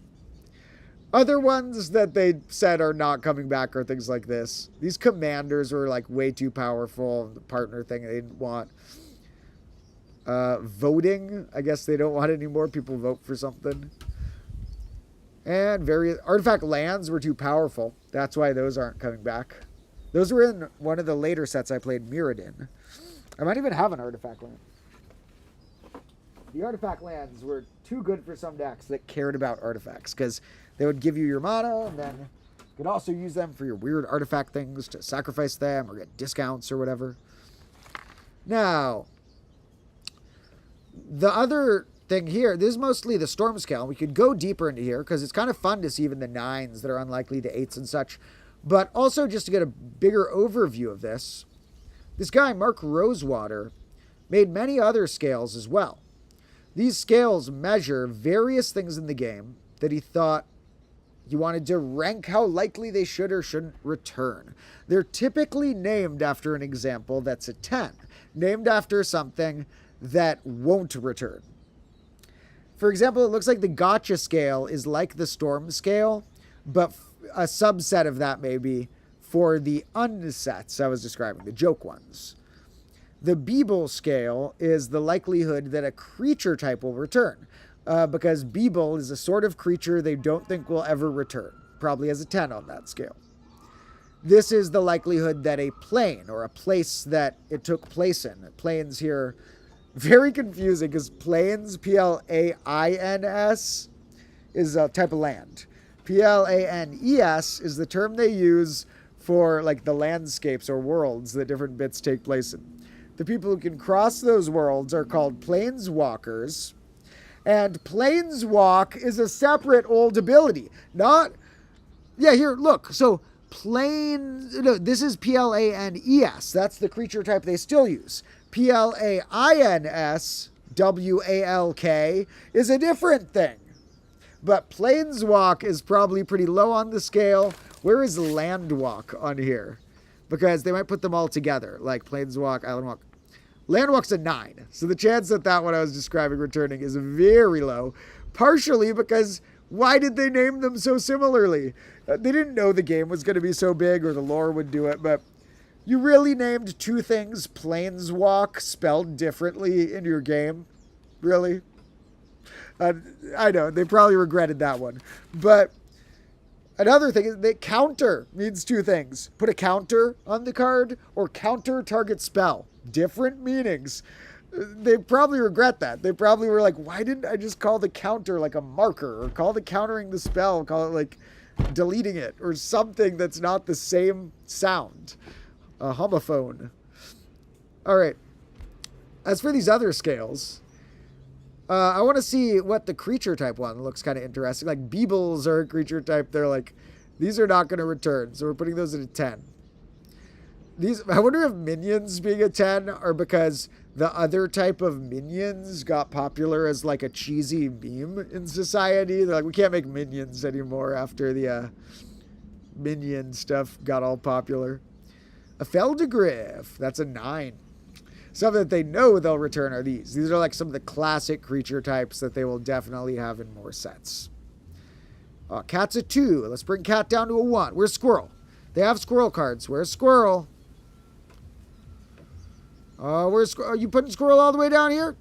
Or maybe it's not even on here. Do they have Squirrel on here? Squirrel. 6. It was a 9 once. Down to 6. Oh, come on. We need more squirrels. 6. We need to find the right place to bring it back, but I'm a little less optimistic. What? Somebody tell Mark Rosewater that we want more squirrel cards and to put this down to a 2. Okay, anyway.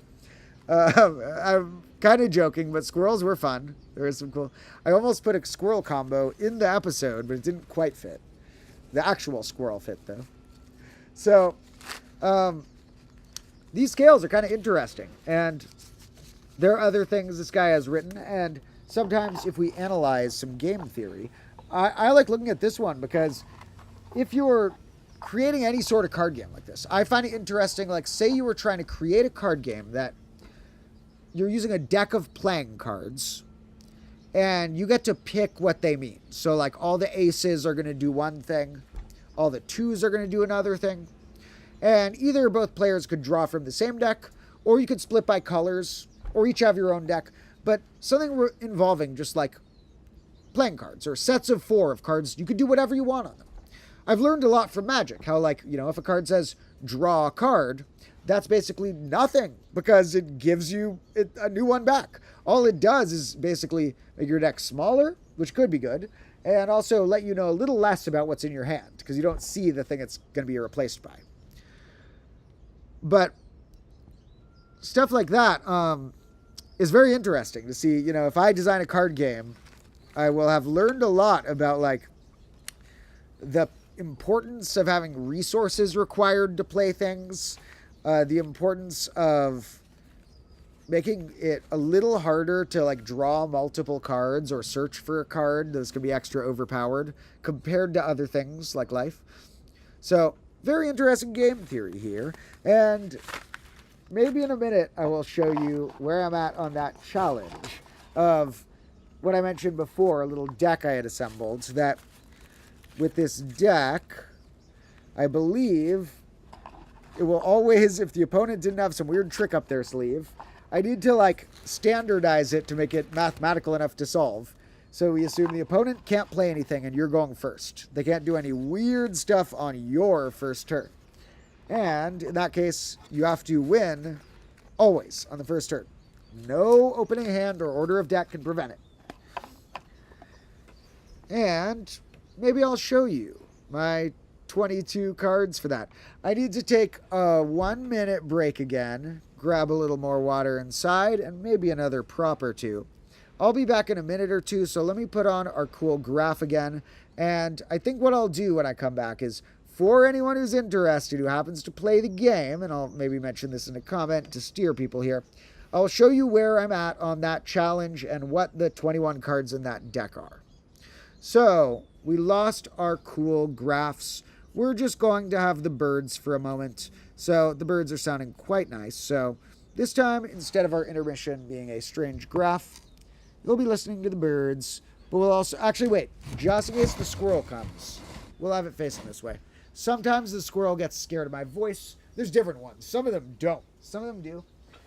So if it's a scareder squirrels nearby, maybe as soon as I'm gone, it'll come there. We'll see. So, let me know if you see a squirrel in the background. I'll be back shortly.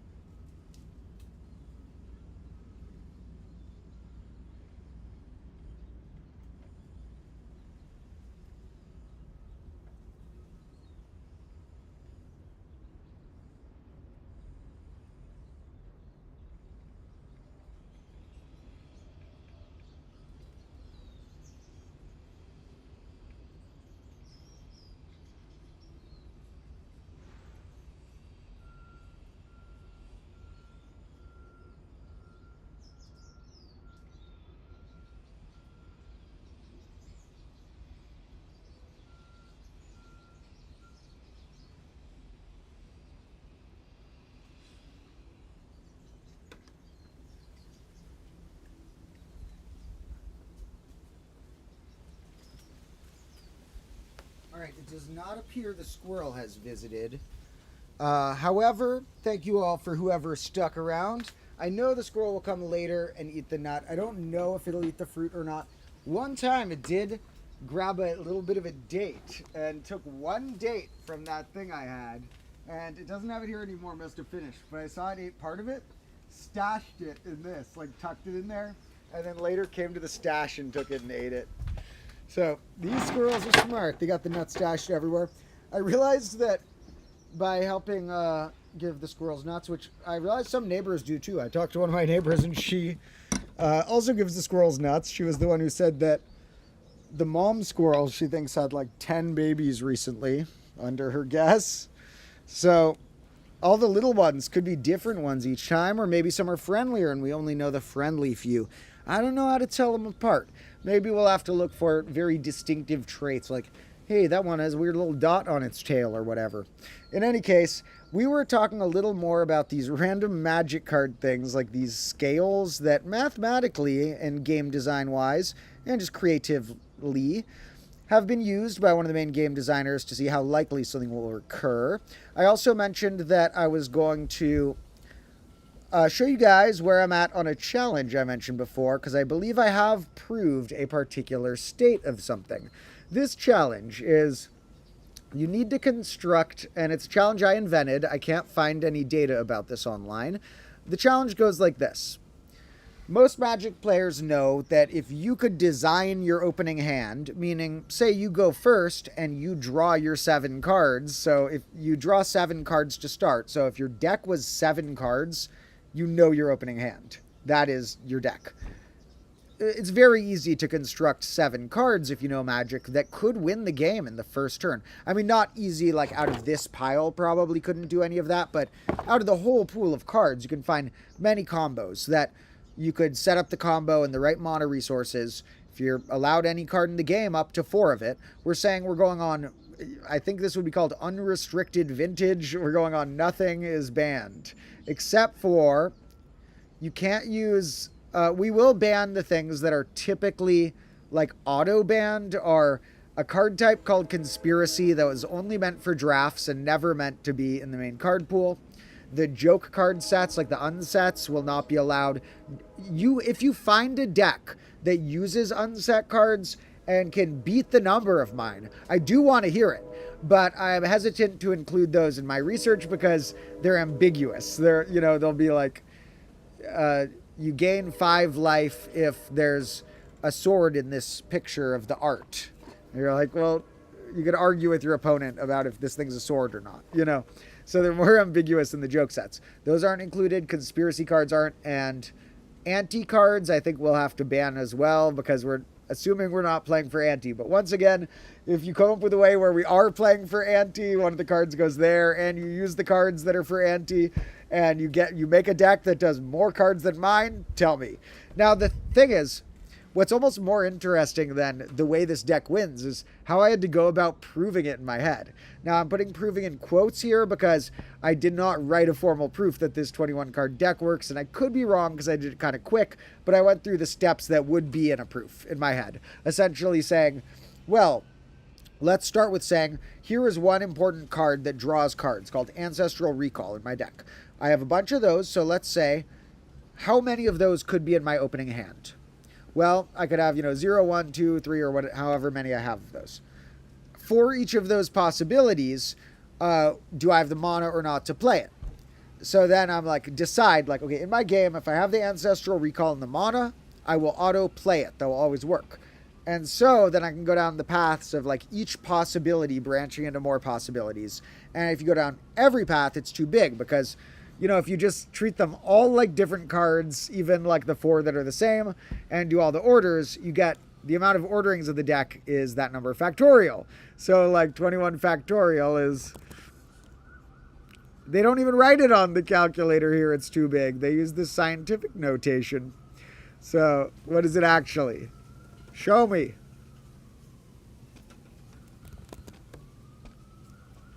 So this is how many ways, if you treat them all different, that my 21-card deck could be ordered in.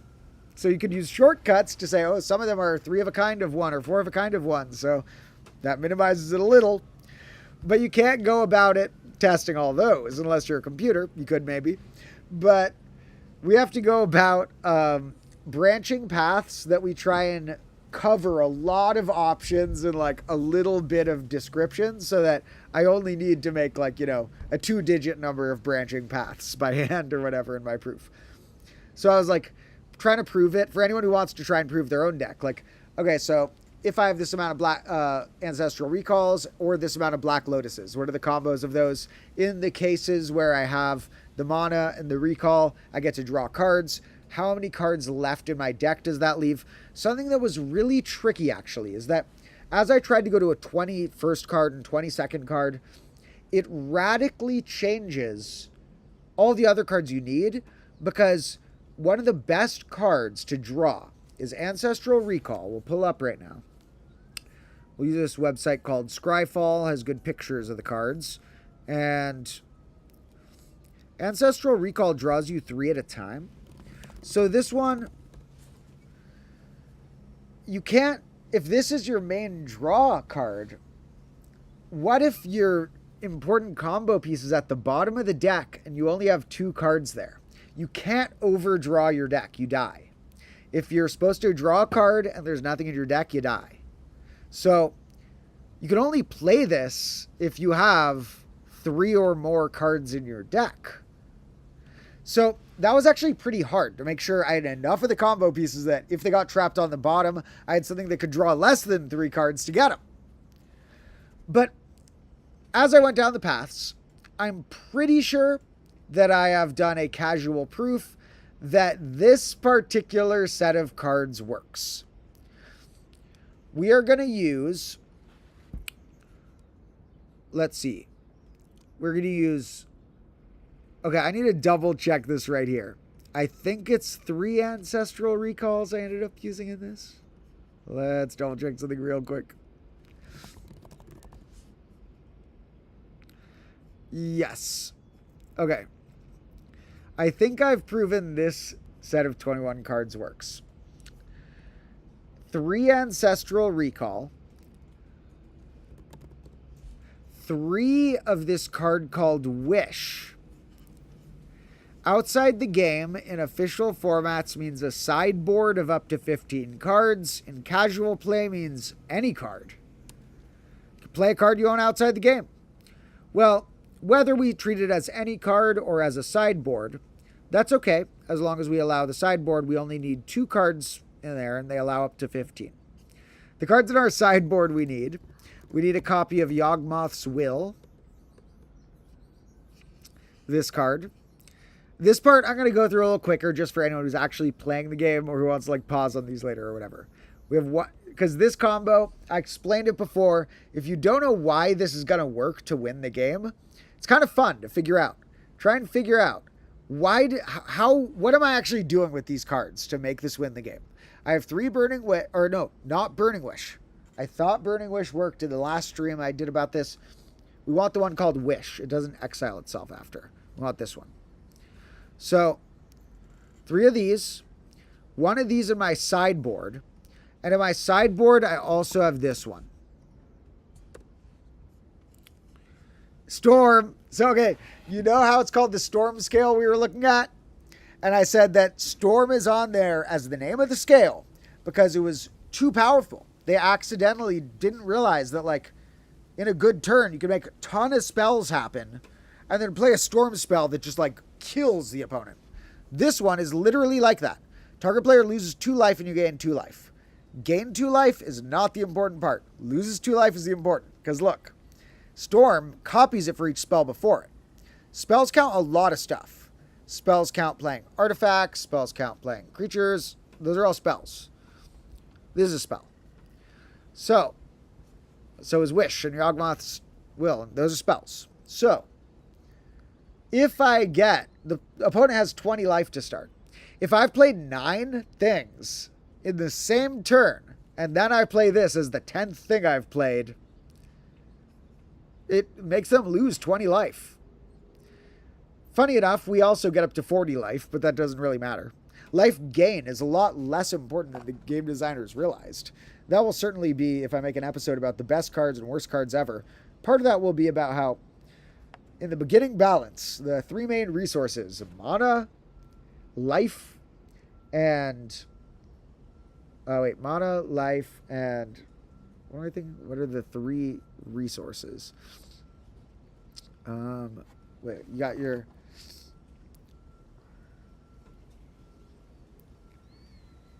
and card draw. Yeah, so people forget that's a resource, but how many cards you have access to is the biggest resource compared to mana and card draw. That they completely underrated in early development. Then mana, they also kind of underrated. You can't make a thing that's just like, I get 2 free mana. Those things are going to be busted. They have made them and they're busted because you can make crazy stuff happen on the first turn. This deck I'm designing is if my opponent doesn't have the perfect opening hand of some specific deck that can somehow counter things before they've had a turn, I always win on my first turn if I go first. They don't want that to happen in a tournament. They want games to last more than 1 turn. Now, if you play like unrestricted vintage with someone, you need a 60 card deck, so you don't always win on the first turn.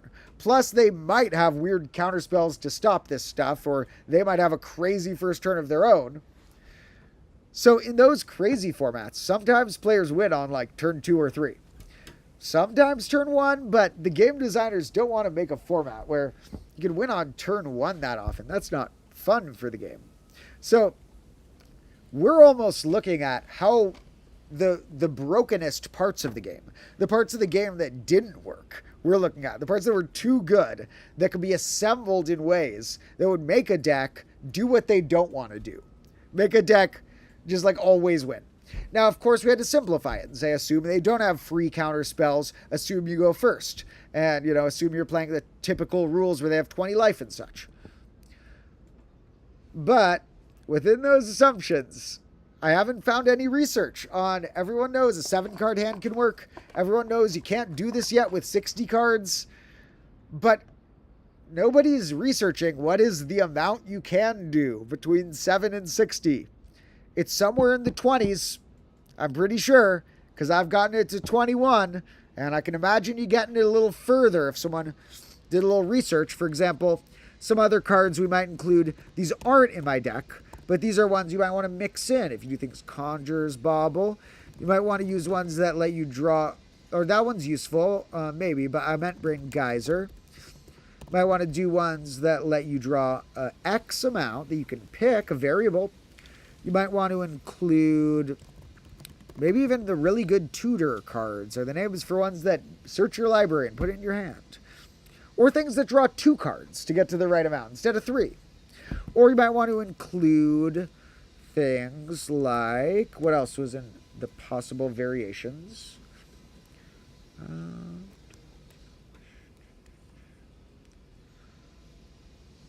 This land is the next step that would really work. So if you allow cards that are double-faced cards, which they are like technically cards now, they started making them double-faced because they know like most players in a deck put a sleeve on it. But kind of weird that these cards don't have the normal magic back. This is actually the card that I think could expand it without, not just add it to the deck I have. Maybe you could add one, but more so you got to change the deck to fit a few of these in. I think there's a chance you could get maybe up to 3 of these in the deck. I don't know if that would work, but maybe up to 3 of these if you like replaced one other land I have and changed a bunch of cards. Somebody said Mishra's Bauble, but that draws you a card late. So Mishra's Bauble, draw a card at the beginning of next turn's upkeep. The only way we could make this work is theoretically if we use cards that let you take an extra turn. This is a really broken early card that does that. If we use cards that let you take an extra turn, I would allow win on your first turn to mean you win before the opponent got a turn. So if you do, I take an extra turn and you win on that, we'll count that in the challenge that they haven't had a turn yet. So if you do like Time Walk or something, maybe you could make that into a different deck. However, otherwise, next turn's upkeep, nope, these decks are winning on the beginning, the first turn. So Now, the Seagate one is really something that is my next idea if I'm bored to look into, or if you are ever bored and you know Magic, tell me, can we make a deck? We might need to mix in that Conjurer's Bauble or X draw spells or other draw spells of sorts and change the lands. We might need to use Mana Crypt for some. This adds 2 mana for 0, but they're colorless. Whereas we could also use Lotus Petal, which only once, but that's fine for our 1-turn win, gives us 1 mana of any color. So we have an option here of, 1 mana of any color for one of our cards, or 2 colorless. Basically, this downside won't come into play if we are just doing 1 turn. So, Lotus Petal is in my deck. My deck that I designed has 4 Black Lotus. Oh, wait, I can't put 4. Black Lotus, which is, in my opinion, the second or third most powerful card in the game. We'll do an episode about why it's not number 1 someday. And Black Lotus, we have 4 of, because it's so good. Now we have 2 Lotus Petals. You might be like, why not put some more? Well, we draw 7 cards at the beginning. If I put more than 6 cards that just do mana stuff, what if I draw all those? Can't win on the first turn. So when you're designing this, you need cards that are either a small stack of hyper-efficient mana makers, a small stack of hyper-efficient draw spells, 1 or 2 combo cards. And if you have 2 that take the combo, I used Wish, so it's 1 to trigger the combo and get all the stuff. If we have 2 cards in the combo, then you only have 5 mana resources allowed, unless those draw you a card somehow. Because if you get half your combo and 6 mana resources as your opening hand, can't win. We need one that always wins on the first turn. So it's really hard. You need to look. The way that this will expand over time, the 21 will go up as they release new cards that make this get more broken. Maybe someday it'll get to 60, and I'll get to the point where you cannot really play an unrestricted vintage, or some decks could just win on the first turn if you don't have a counterspell. No matter what. Not nearly at 60, we're at 21. Might get it further with Seagate, Restoration/Reborn. But anyway, it's very hard. What will break this will be either cards that let you draw things or create mana too easily, but mostly a combo of those. Mostly something that has a mana making option and a card draw or combo setup option. So that if you draw it with your card draw ones, you have the mana for them. And if you draw it with your mana things, you use it as the card draw. If you don't have something versatile, you can get clogged up as soon as you've done 5 or 6 of one of those types. And imagine drawing all those in an opening hand. So it's really, I was very surprised when I went through and found that 21 cards seemed to work. So 4 Black Lotus, 2 Lotus Petal, 3 Wish. This card. 3 of these. And 3 Ancestral Recalls. 3 of these. I showed the sideboard we have earlier. And what else do we have? We have 4 Gitaxian Probes. 4 of this card. The closest thing they've made to a blank card in a deck. I don't care if I look at their hand in this game, in my puzzle. All I care about is that I can draw a card, and then instead of paying the mana cost, they have a little fee or phi, a little, they call it Phyrexian mana, probably named after that Greek letter phi or phi, more properly, which is the golden ratio symbol. And no, this does not mean you need to pay about 1.68 amount of mana. It means something else in the game. It means you can either pay it with the color behind it, which is blue here, or with 2 life. Now, this is so overpowered. The game designers keep forgetting. Card draw is way better than losing or gaining life. Unless you get to 0 life, you're alive. You can win the game with 1 life. If you get all your cards, then as long as your deck can win, you can win. But you can't win just from having life. So this turns out to be so busted. It's like, it just shortens my, like, if I don't care about losing 8 life, which some of these decks don't care about, because it's like, I'm trying to win on the first turn. Who cares if I lose 8 life? You're not going to deal me the other 12 before you've had a turn. Well, you could use this to replace itself. Drawing a new card replaces it.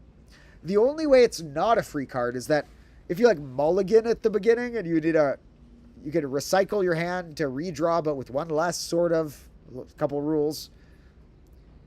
You don't know what it's going to be replaced by. It gives you less info about your hand until you replace it.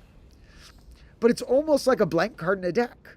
So you could just have your deck smaller, which is really good, because we've seen if my deck's allowed to be 21 cards, it's way too good. So this card's even banned from some formats because it was letting 60 card decks be like 56 card decks almost. So there's another one called Street Wraith that does a similar thing. We got 4 of these and 4 of these. So we're going to lose 16 life. That's okay. There's one more. We have one of this land. This is one of the lands I was experimenting with. There's a few lands that you might be able to find a way to work in to pass 21. I don't know if you'll include this still or delete this if you put in the Seagate Restoration / Reborn. Or maybe this one called Blasted Landscape could do the trick. This one could be useful as well. It can add a colorless, or you can pay 2 generic to discard it and draw. So it can replace itself if you have 2 mana, or it can give a mana if colorless is okay. This is colorless, so it can't charge Ancestral Recall. But it could charge this thing called Conjurer's Bauble. So there's these whole webs of what cards you'd include if you include other ones. This one is going to make us pay a life sometimes. So in this game, we could sometimes be ending up at 3 life, but win on the first turn. Because we could lose 8 life from our Gitaxian Probes, 8 from our Street Wraiths, and 1 from this. Now, overall, we had 1 Fiery Islet, 3 Wish, 3 Ancestral Recall, 2 Lotus Petal, 4 Black Lotus, and our sideboard included Yawgmoth's Will and Tendrils of Agony. Leave a comment if anyone watches this later or now, if you go through that ever and you prove that it's correct or wrong. If you find, is there any order the deck could be in where my opening draw and successive cards would not let me win on the first turn? Or did my half proof, was that accurate? Is this 21 card deck winning the challenge so far? But I really think that Seagate Restoration has a chance. It's hard because it costs a lot. It either can Seagate Restoration / Reborn. This thing, if we use it for mana, it'll drain us 3 life to not be tapped and use it. That would leave us at 1 life if we use one of these for mana. We could be, and all the Street Wraiths and Gitaxian Probes, we might end up at 1 life, but beat them on the first turn. So that'd be extra funny if the deck has that in it, that theoretically you could get down to 1 life, but you'd still win. So we could pay 3 life and add an island's type of mana, add a blue mana. Or we could play this. Costs a ton of mana, but lets us draw. It's not a good draw spell. However, the versatility makes it insane. I said what's going to break this challenge is when they print too many cards that do multiple things. That can make mana or draw. Then you can sort of versatile them in the different piles you might draw and not get stuck with a pile that doesn't work. So the versatility of this is pretty insane. Usually when they do a flip land like this, it has to enter tapped. This one I could pay 3 life and it doesn't. So I could get a mana right away if I need. This could charge an Ancestral Recall.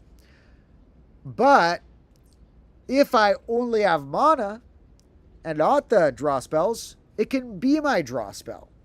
But it costs a lot. So it's hard to make sure that it works and you have enough mana always for all the other combos to go off. So I haven't yet created a deck beyond 21 cards that works, but we shall see. Maybe one of you will help me. Maybe I'll figure it out when I'm bored one night. Or, who knows? 21 cards is my current half-proven deck for the challenge. Current winner. So, any Magic players, let me know in a comment later. That was a few random fun topics. I didn't get the magnet, unfortunately. Another thing I wanted to talk about, maybe the apples in the front yard. So maybe in a moment we will take a strange outro to this episode where what we're going to do, let me grab my magnet and check that nobody's using the front too much. And then we're going to look at the apple trees. Take a brief field trip because we need to see this thing, which is always fun. But we also need to see what's extra ripe in the garden. Like, these are beautiful, but these didn't grow right here. I had to get these at a store, you know. There are fruits that are growing right here. So in a moment, we will take a little field trip by the apples. Until then, I want you to just keep your eye on this. And when you see my hand come back in the frame in a moment, it will have a magnet doing something strange to this.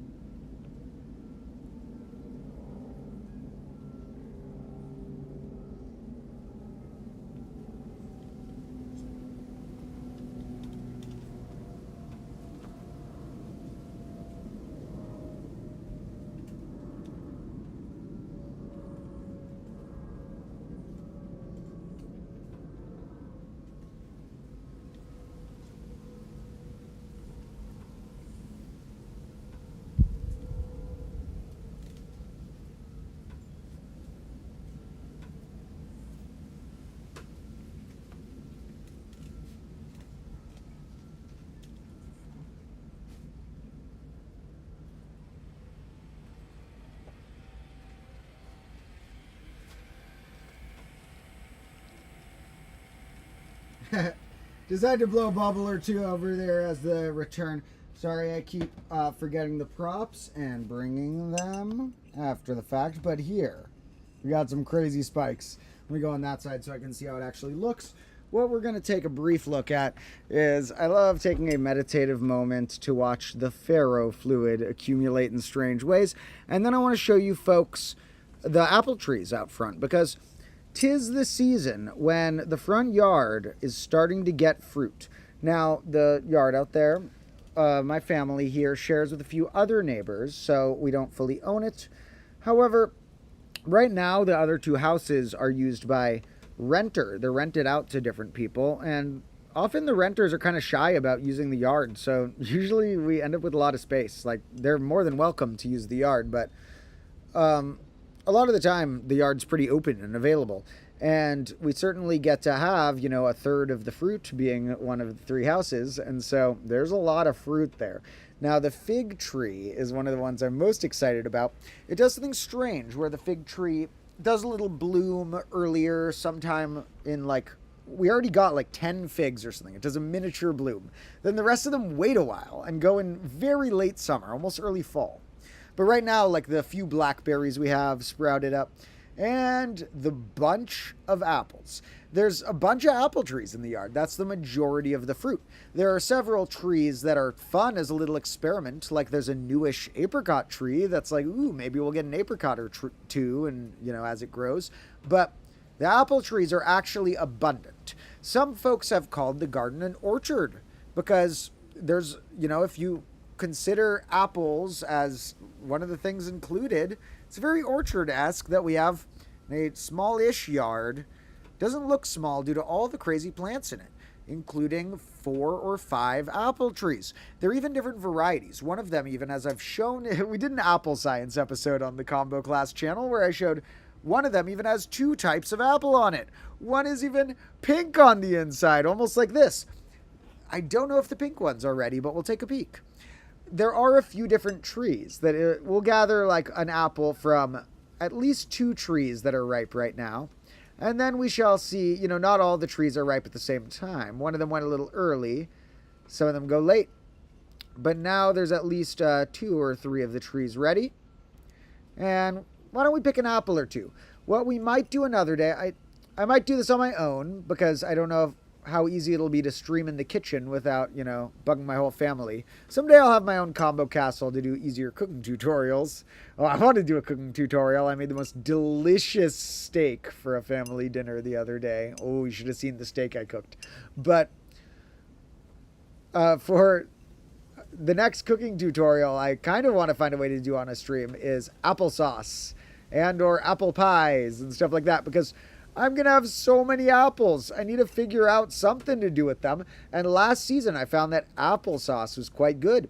You can mix other fruits in too. Chop a little other stuff in and make it a mixed fruit sort of sauce.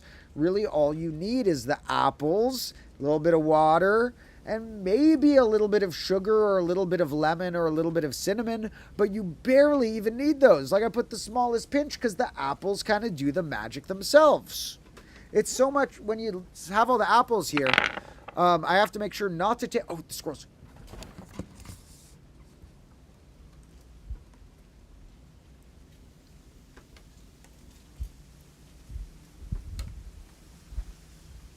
So I think it just took the nut. Let's check. But this was my goal. It got its cool snack of the nut. It was right next to the fruits and vegetables. So yeah, those are still here. But it knows that those are like in the spot where I feed it sometimes. And so when it's hungry later, it's going to have to eat some fruits and vegetables.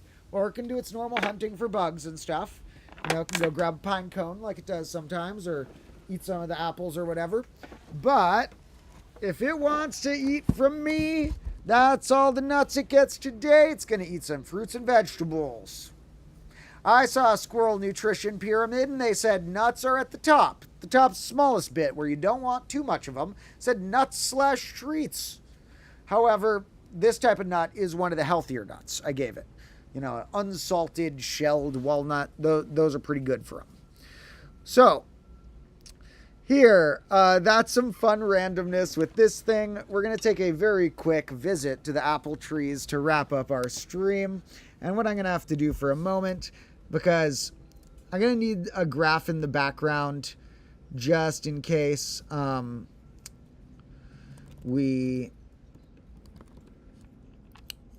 need to switch just to the graph for a minute, because I don't want to show my address or anything while I go 30 feet over there.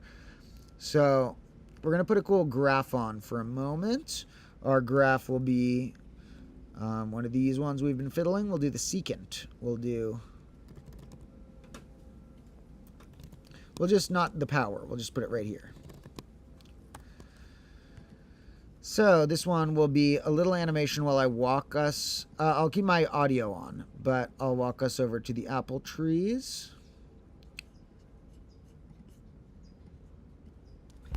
So these trees, leave a comment if you have any other thoughts of what type of apple dish you'd like to see me cook, or what type of apple experiment you'd like to see.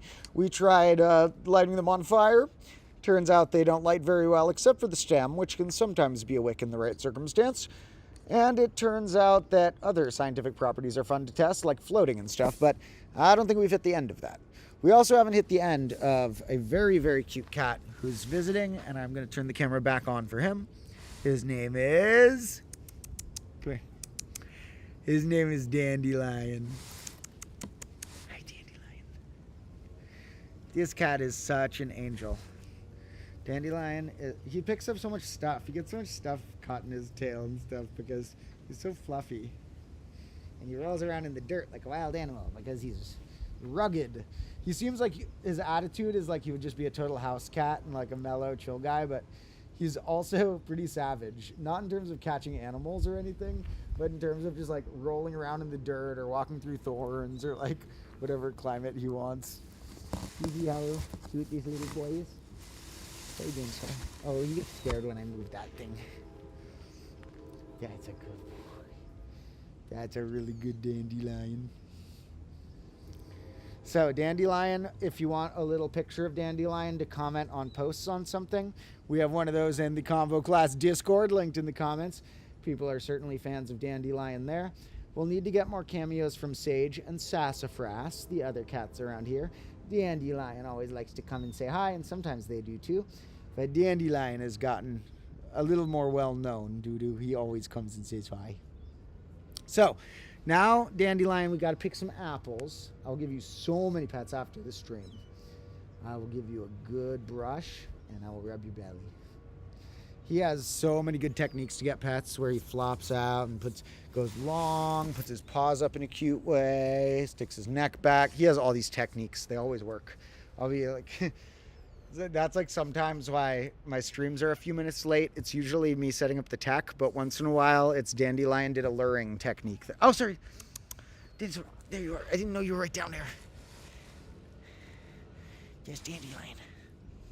He was begging for more pets, but yeah, he does these lure techniques where if I'm trying to go somewhere, he'll run in front of you and flop out in such a cute way. Like he's trained the ideal. If you ask like an AI to figure out what would make a cat cute to a human, they would figure out like, oh, when it goes on its back and puts its belly and its neck up and it goes really long and it puts its paws up in a little way. He's like figured that out on his own. Some people think Dandelion isn't the smartest of the bunch because he's a little clumsy and he's just like a little sillier and funnier and a creature of love, but he's smart in his own way. He's, got street smart and book smart. Dandelion's love smart. He knows how to he knows how to get what he wants, and what he wants is pets and love. And so if you consider intelligence to mean like ability to like know what will make you happy and to achieve that, which isn't certainly all of intelligence, but to the degree that's intelligence, Dandelion is quite smart because he's very good at getting the pets he wants. Now, oh, he's doing a technique. Oh, but he gets scared when I put the laptop down on the ground, and it's hard to get an angle. He's like standing, if I turn the camera there, it's going to show my address. Sorry, Dandelion. I'll do you later, Dandelion. I'll pet you. So here we got one of the apple trees. This is one of the more tart ones. And we are going to grab one of these slightly more tart, but very good apples. And why don't we grab one from one of these looks rather, well, sometimes I like to shake the branch and see if any fall. Yeah, see, look, I shook the branch. This one fell. That means it's perfectly ripe. Some people would say, oh no, it has a bug spot, throw it away. Okay, a lot of them have bug spots. That's how it works in a natural garden sometimes. It's not a big deal. I'll cut around that. This is like 3/4 of a good apple. So that's not the only tree, because right here are more apples. Like I said, we have like 4 or 5 trees of these. Two have some similar types, and these ones are very small, but surprisingly they are kind of ready. Oh, there we go. Oh, no, that was an old rotten one. I'm using the branch shaking technique, and one did fall off, despite being tiny. And despite being tiny, this little one fell off that tree, and it's probably ready because it fell off when I shook the branch. So, one more from this tree, which is the one that one of these branches makes a different sort of apple with a pink inside. Is it ready? It's not quite ready. Yeah, so there's a few with these pink insides, but they're not quite ready. The fruits need to come off with just a light tug. You don't want to get them when you have to yank them off. So, okay, we're going to do later, not today, eat inside the one with the pink inside. Today we have to just get one from the main branch. Is probably more likely to fall off because the pink ones only have a few that aren't quite ready. So they weren't falling off, so now my next technique, oh yeah, just give a light touch on them and see which ones come off with a very light touch. Here's one that had like a spider. Oh, whoa. This one has a little caterpillar-like thing on it. Look at that little caterpillar-like thing. And there's like a spider web in that part.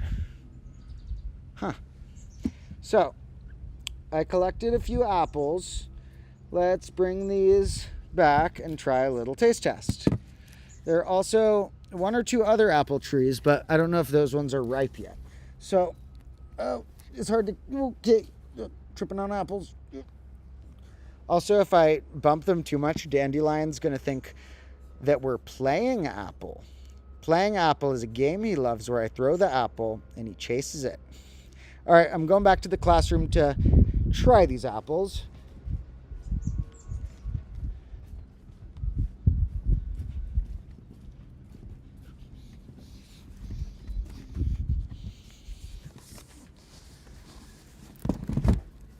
And this is an example of not even all the trees, but imagine soon, and even technically already to a degree, I'm going to have like dozens and dozens of each of these types. Here's like a few that are this bigger, rounder type. This is one that just has a little hole, and this is one that had that worm thing. That's weird. And there's the miniature one that was similar but miniature, and the more tart green variety. Now, I need to mix these into apple pies or into apple sauces or something like that. And for now, to wrap up the stream, we're just going to do a little taste test. See, you know, what's the difference and are they fully ripe and all that. First, we'll start with normal sized.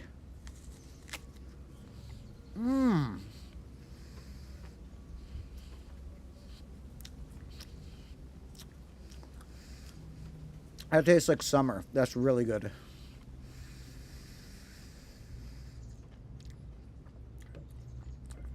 I would say, like, compared to an apple you would buy, like, in a store from some fancy grower, this one might have a little thicker skin that's a little thicker to chew, but the inside is top notch.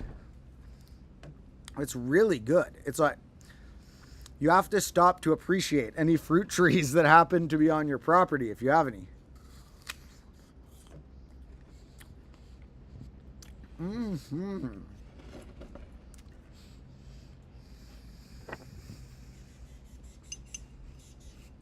And now we're going to try the miniature one. How does this taste in comparison? Did I get too much? Did I get the seed? Oh no. I kind of broke through to the seed, but...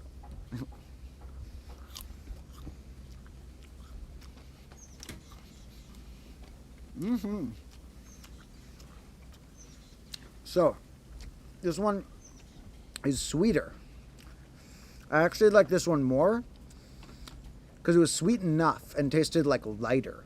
But this one is sweeter, if that was something you like. Both very good. Now how about this?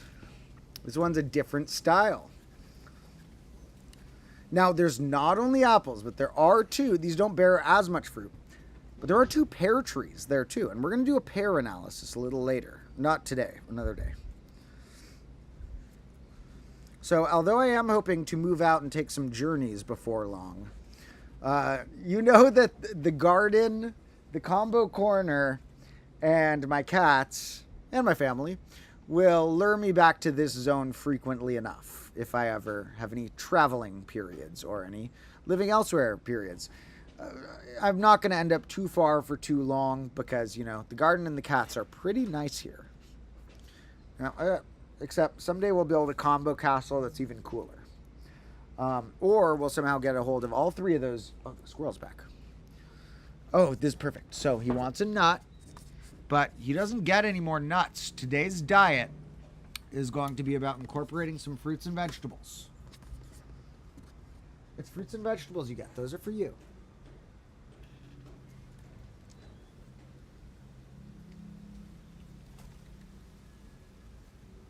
That's a pluot.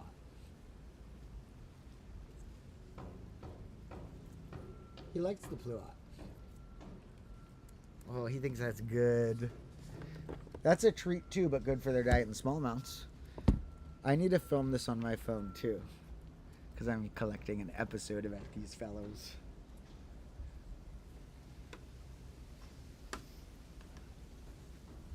Pardon, I'm just gonna watch this guy and film him for a sec. I hope you can see him well enough.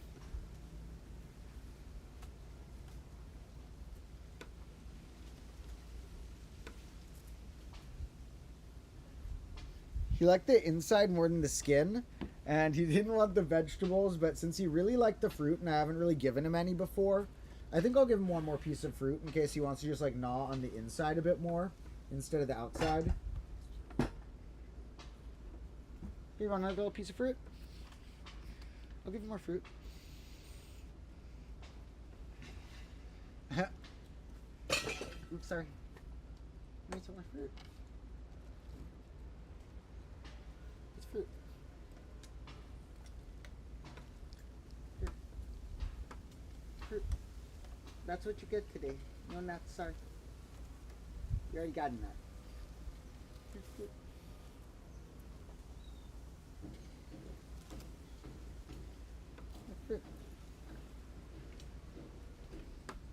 It's not used to taking fruits from me as much. Maybe it's nervous and thinks like it's a trap or something when I give it to him, because it's used to taking nuts from me. But the fruit, it ate part of the last one, but it didn't. It was a little weirded out when I tried to hand it a fruit because it's used to me handing it a nut. But if I leave that there, maybe it'll try some more fruit. Let's put this right on your little pile where it was.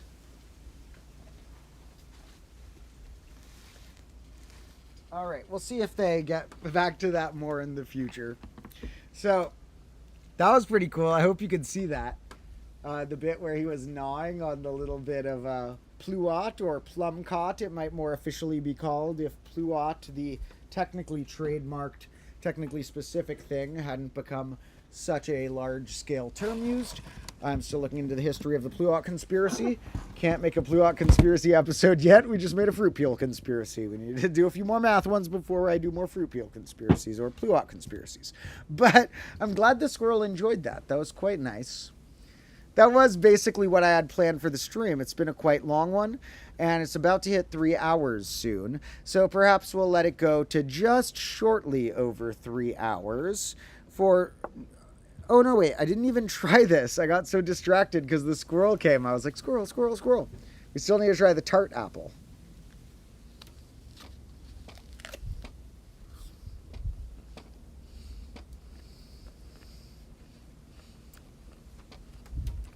Mm-hmm.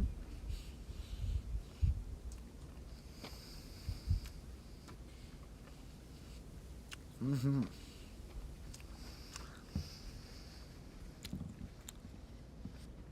It's similar where the skins are a bit chewy compared to like if you got like your gourmet apple or whatever, but not in a bad way. I bet the chewiness means they have more like fiber or something good. The inside of these though, especially, oh my God, it's good. These are just like little gems of different flavors. This is the more tart one. Now these pluots that are green, I had a greenish one I showed on the other stream that was more just pure green, as opposed to this like a mottled greenish red. I had another one I got that was straight up green. Like there was a pluot I had that was basically this color. And when I ate it, it was like plum texture. And it tasted like sour apple candy. It was crazy. Like, you know, the flavor, not of a sour apple actually, which this tastes kind of like sour apple candy, but that's like a, you know, totally different, weird tasting thing. One of these actually tasted like the flavor they put in like candies and stuff. So we're going to be doing some more fruit investigations for sure here and there in our streams. I think that's all for today's stream. In a moment, now that we have hit 3 hours, and a variety of little topics and scattered intermissions. Perhaps I will try and add some timestamps later, but I'm not sure if I'll have time for that. As you know, I do have a bunch of shorts I want to get back to posting on this channel, and I also am mostly focused on my combo class episodes, and so with those, we got some fun ones coming. Make sure you've seen the one that's linked in the description about magic cards and blackberries and infinities and stuff, and the next one will be coming out somewhere from 1 to 2 weeks after that one dropped, which means, somewhere from like 3 to 8 days from now or something. And the next one will be about clocks. And it's going to take our clock quest in some whole new directions. Anyway, thank you for joining me in combo class. Although it's just the combo classroom. And, combo class is also our more official show. You should make sure you're tuned into that channel. There's also the Discord, Patreon, and stuff linked in the description. But in general, anybody who happens to be seeing this, I love you so much. You're super cool for watching or helping in any way. Helping would be if you want to leave some comments or whatever. And hope you have a great day or night. As we said earlier, we got viewers all over the globe. So who knows if it's a day or a night for you. Plus, a lot of people watch these after the stream instead of during. But I hope you all have a marvelous week, we'll call it. I'll be back soon with some shorts, bonus content, more live streams, and all of that. And the next combo class episode will be coming out, like I said, maybe somewhere from 3 to 8 days from now. Give myself a little range about some crazy clock theory. Thank you for watching, and that's all for today's stream. Make sure to do all the cool things like, study some math and do some personal experiments. Tell somebody in your life that you love them. Look around if you got any fresh fruits that need finding. And all of that. Okay, love you. I'll see you in the next one.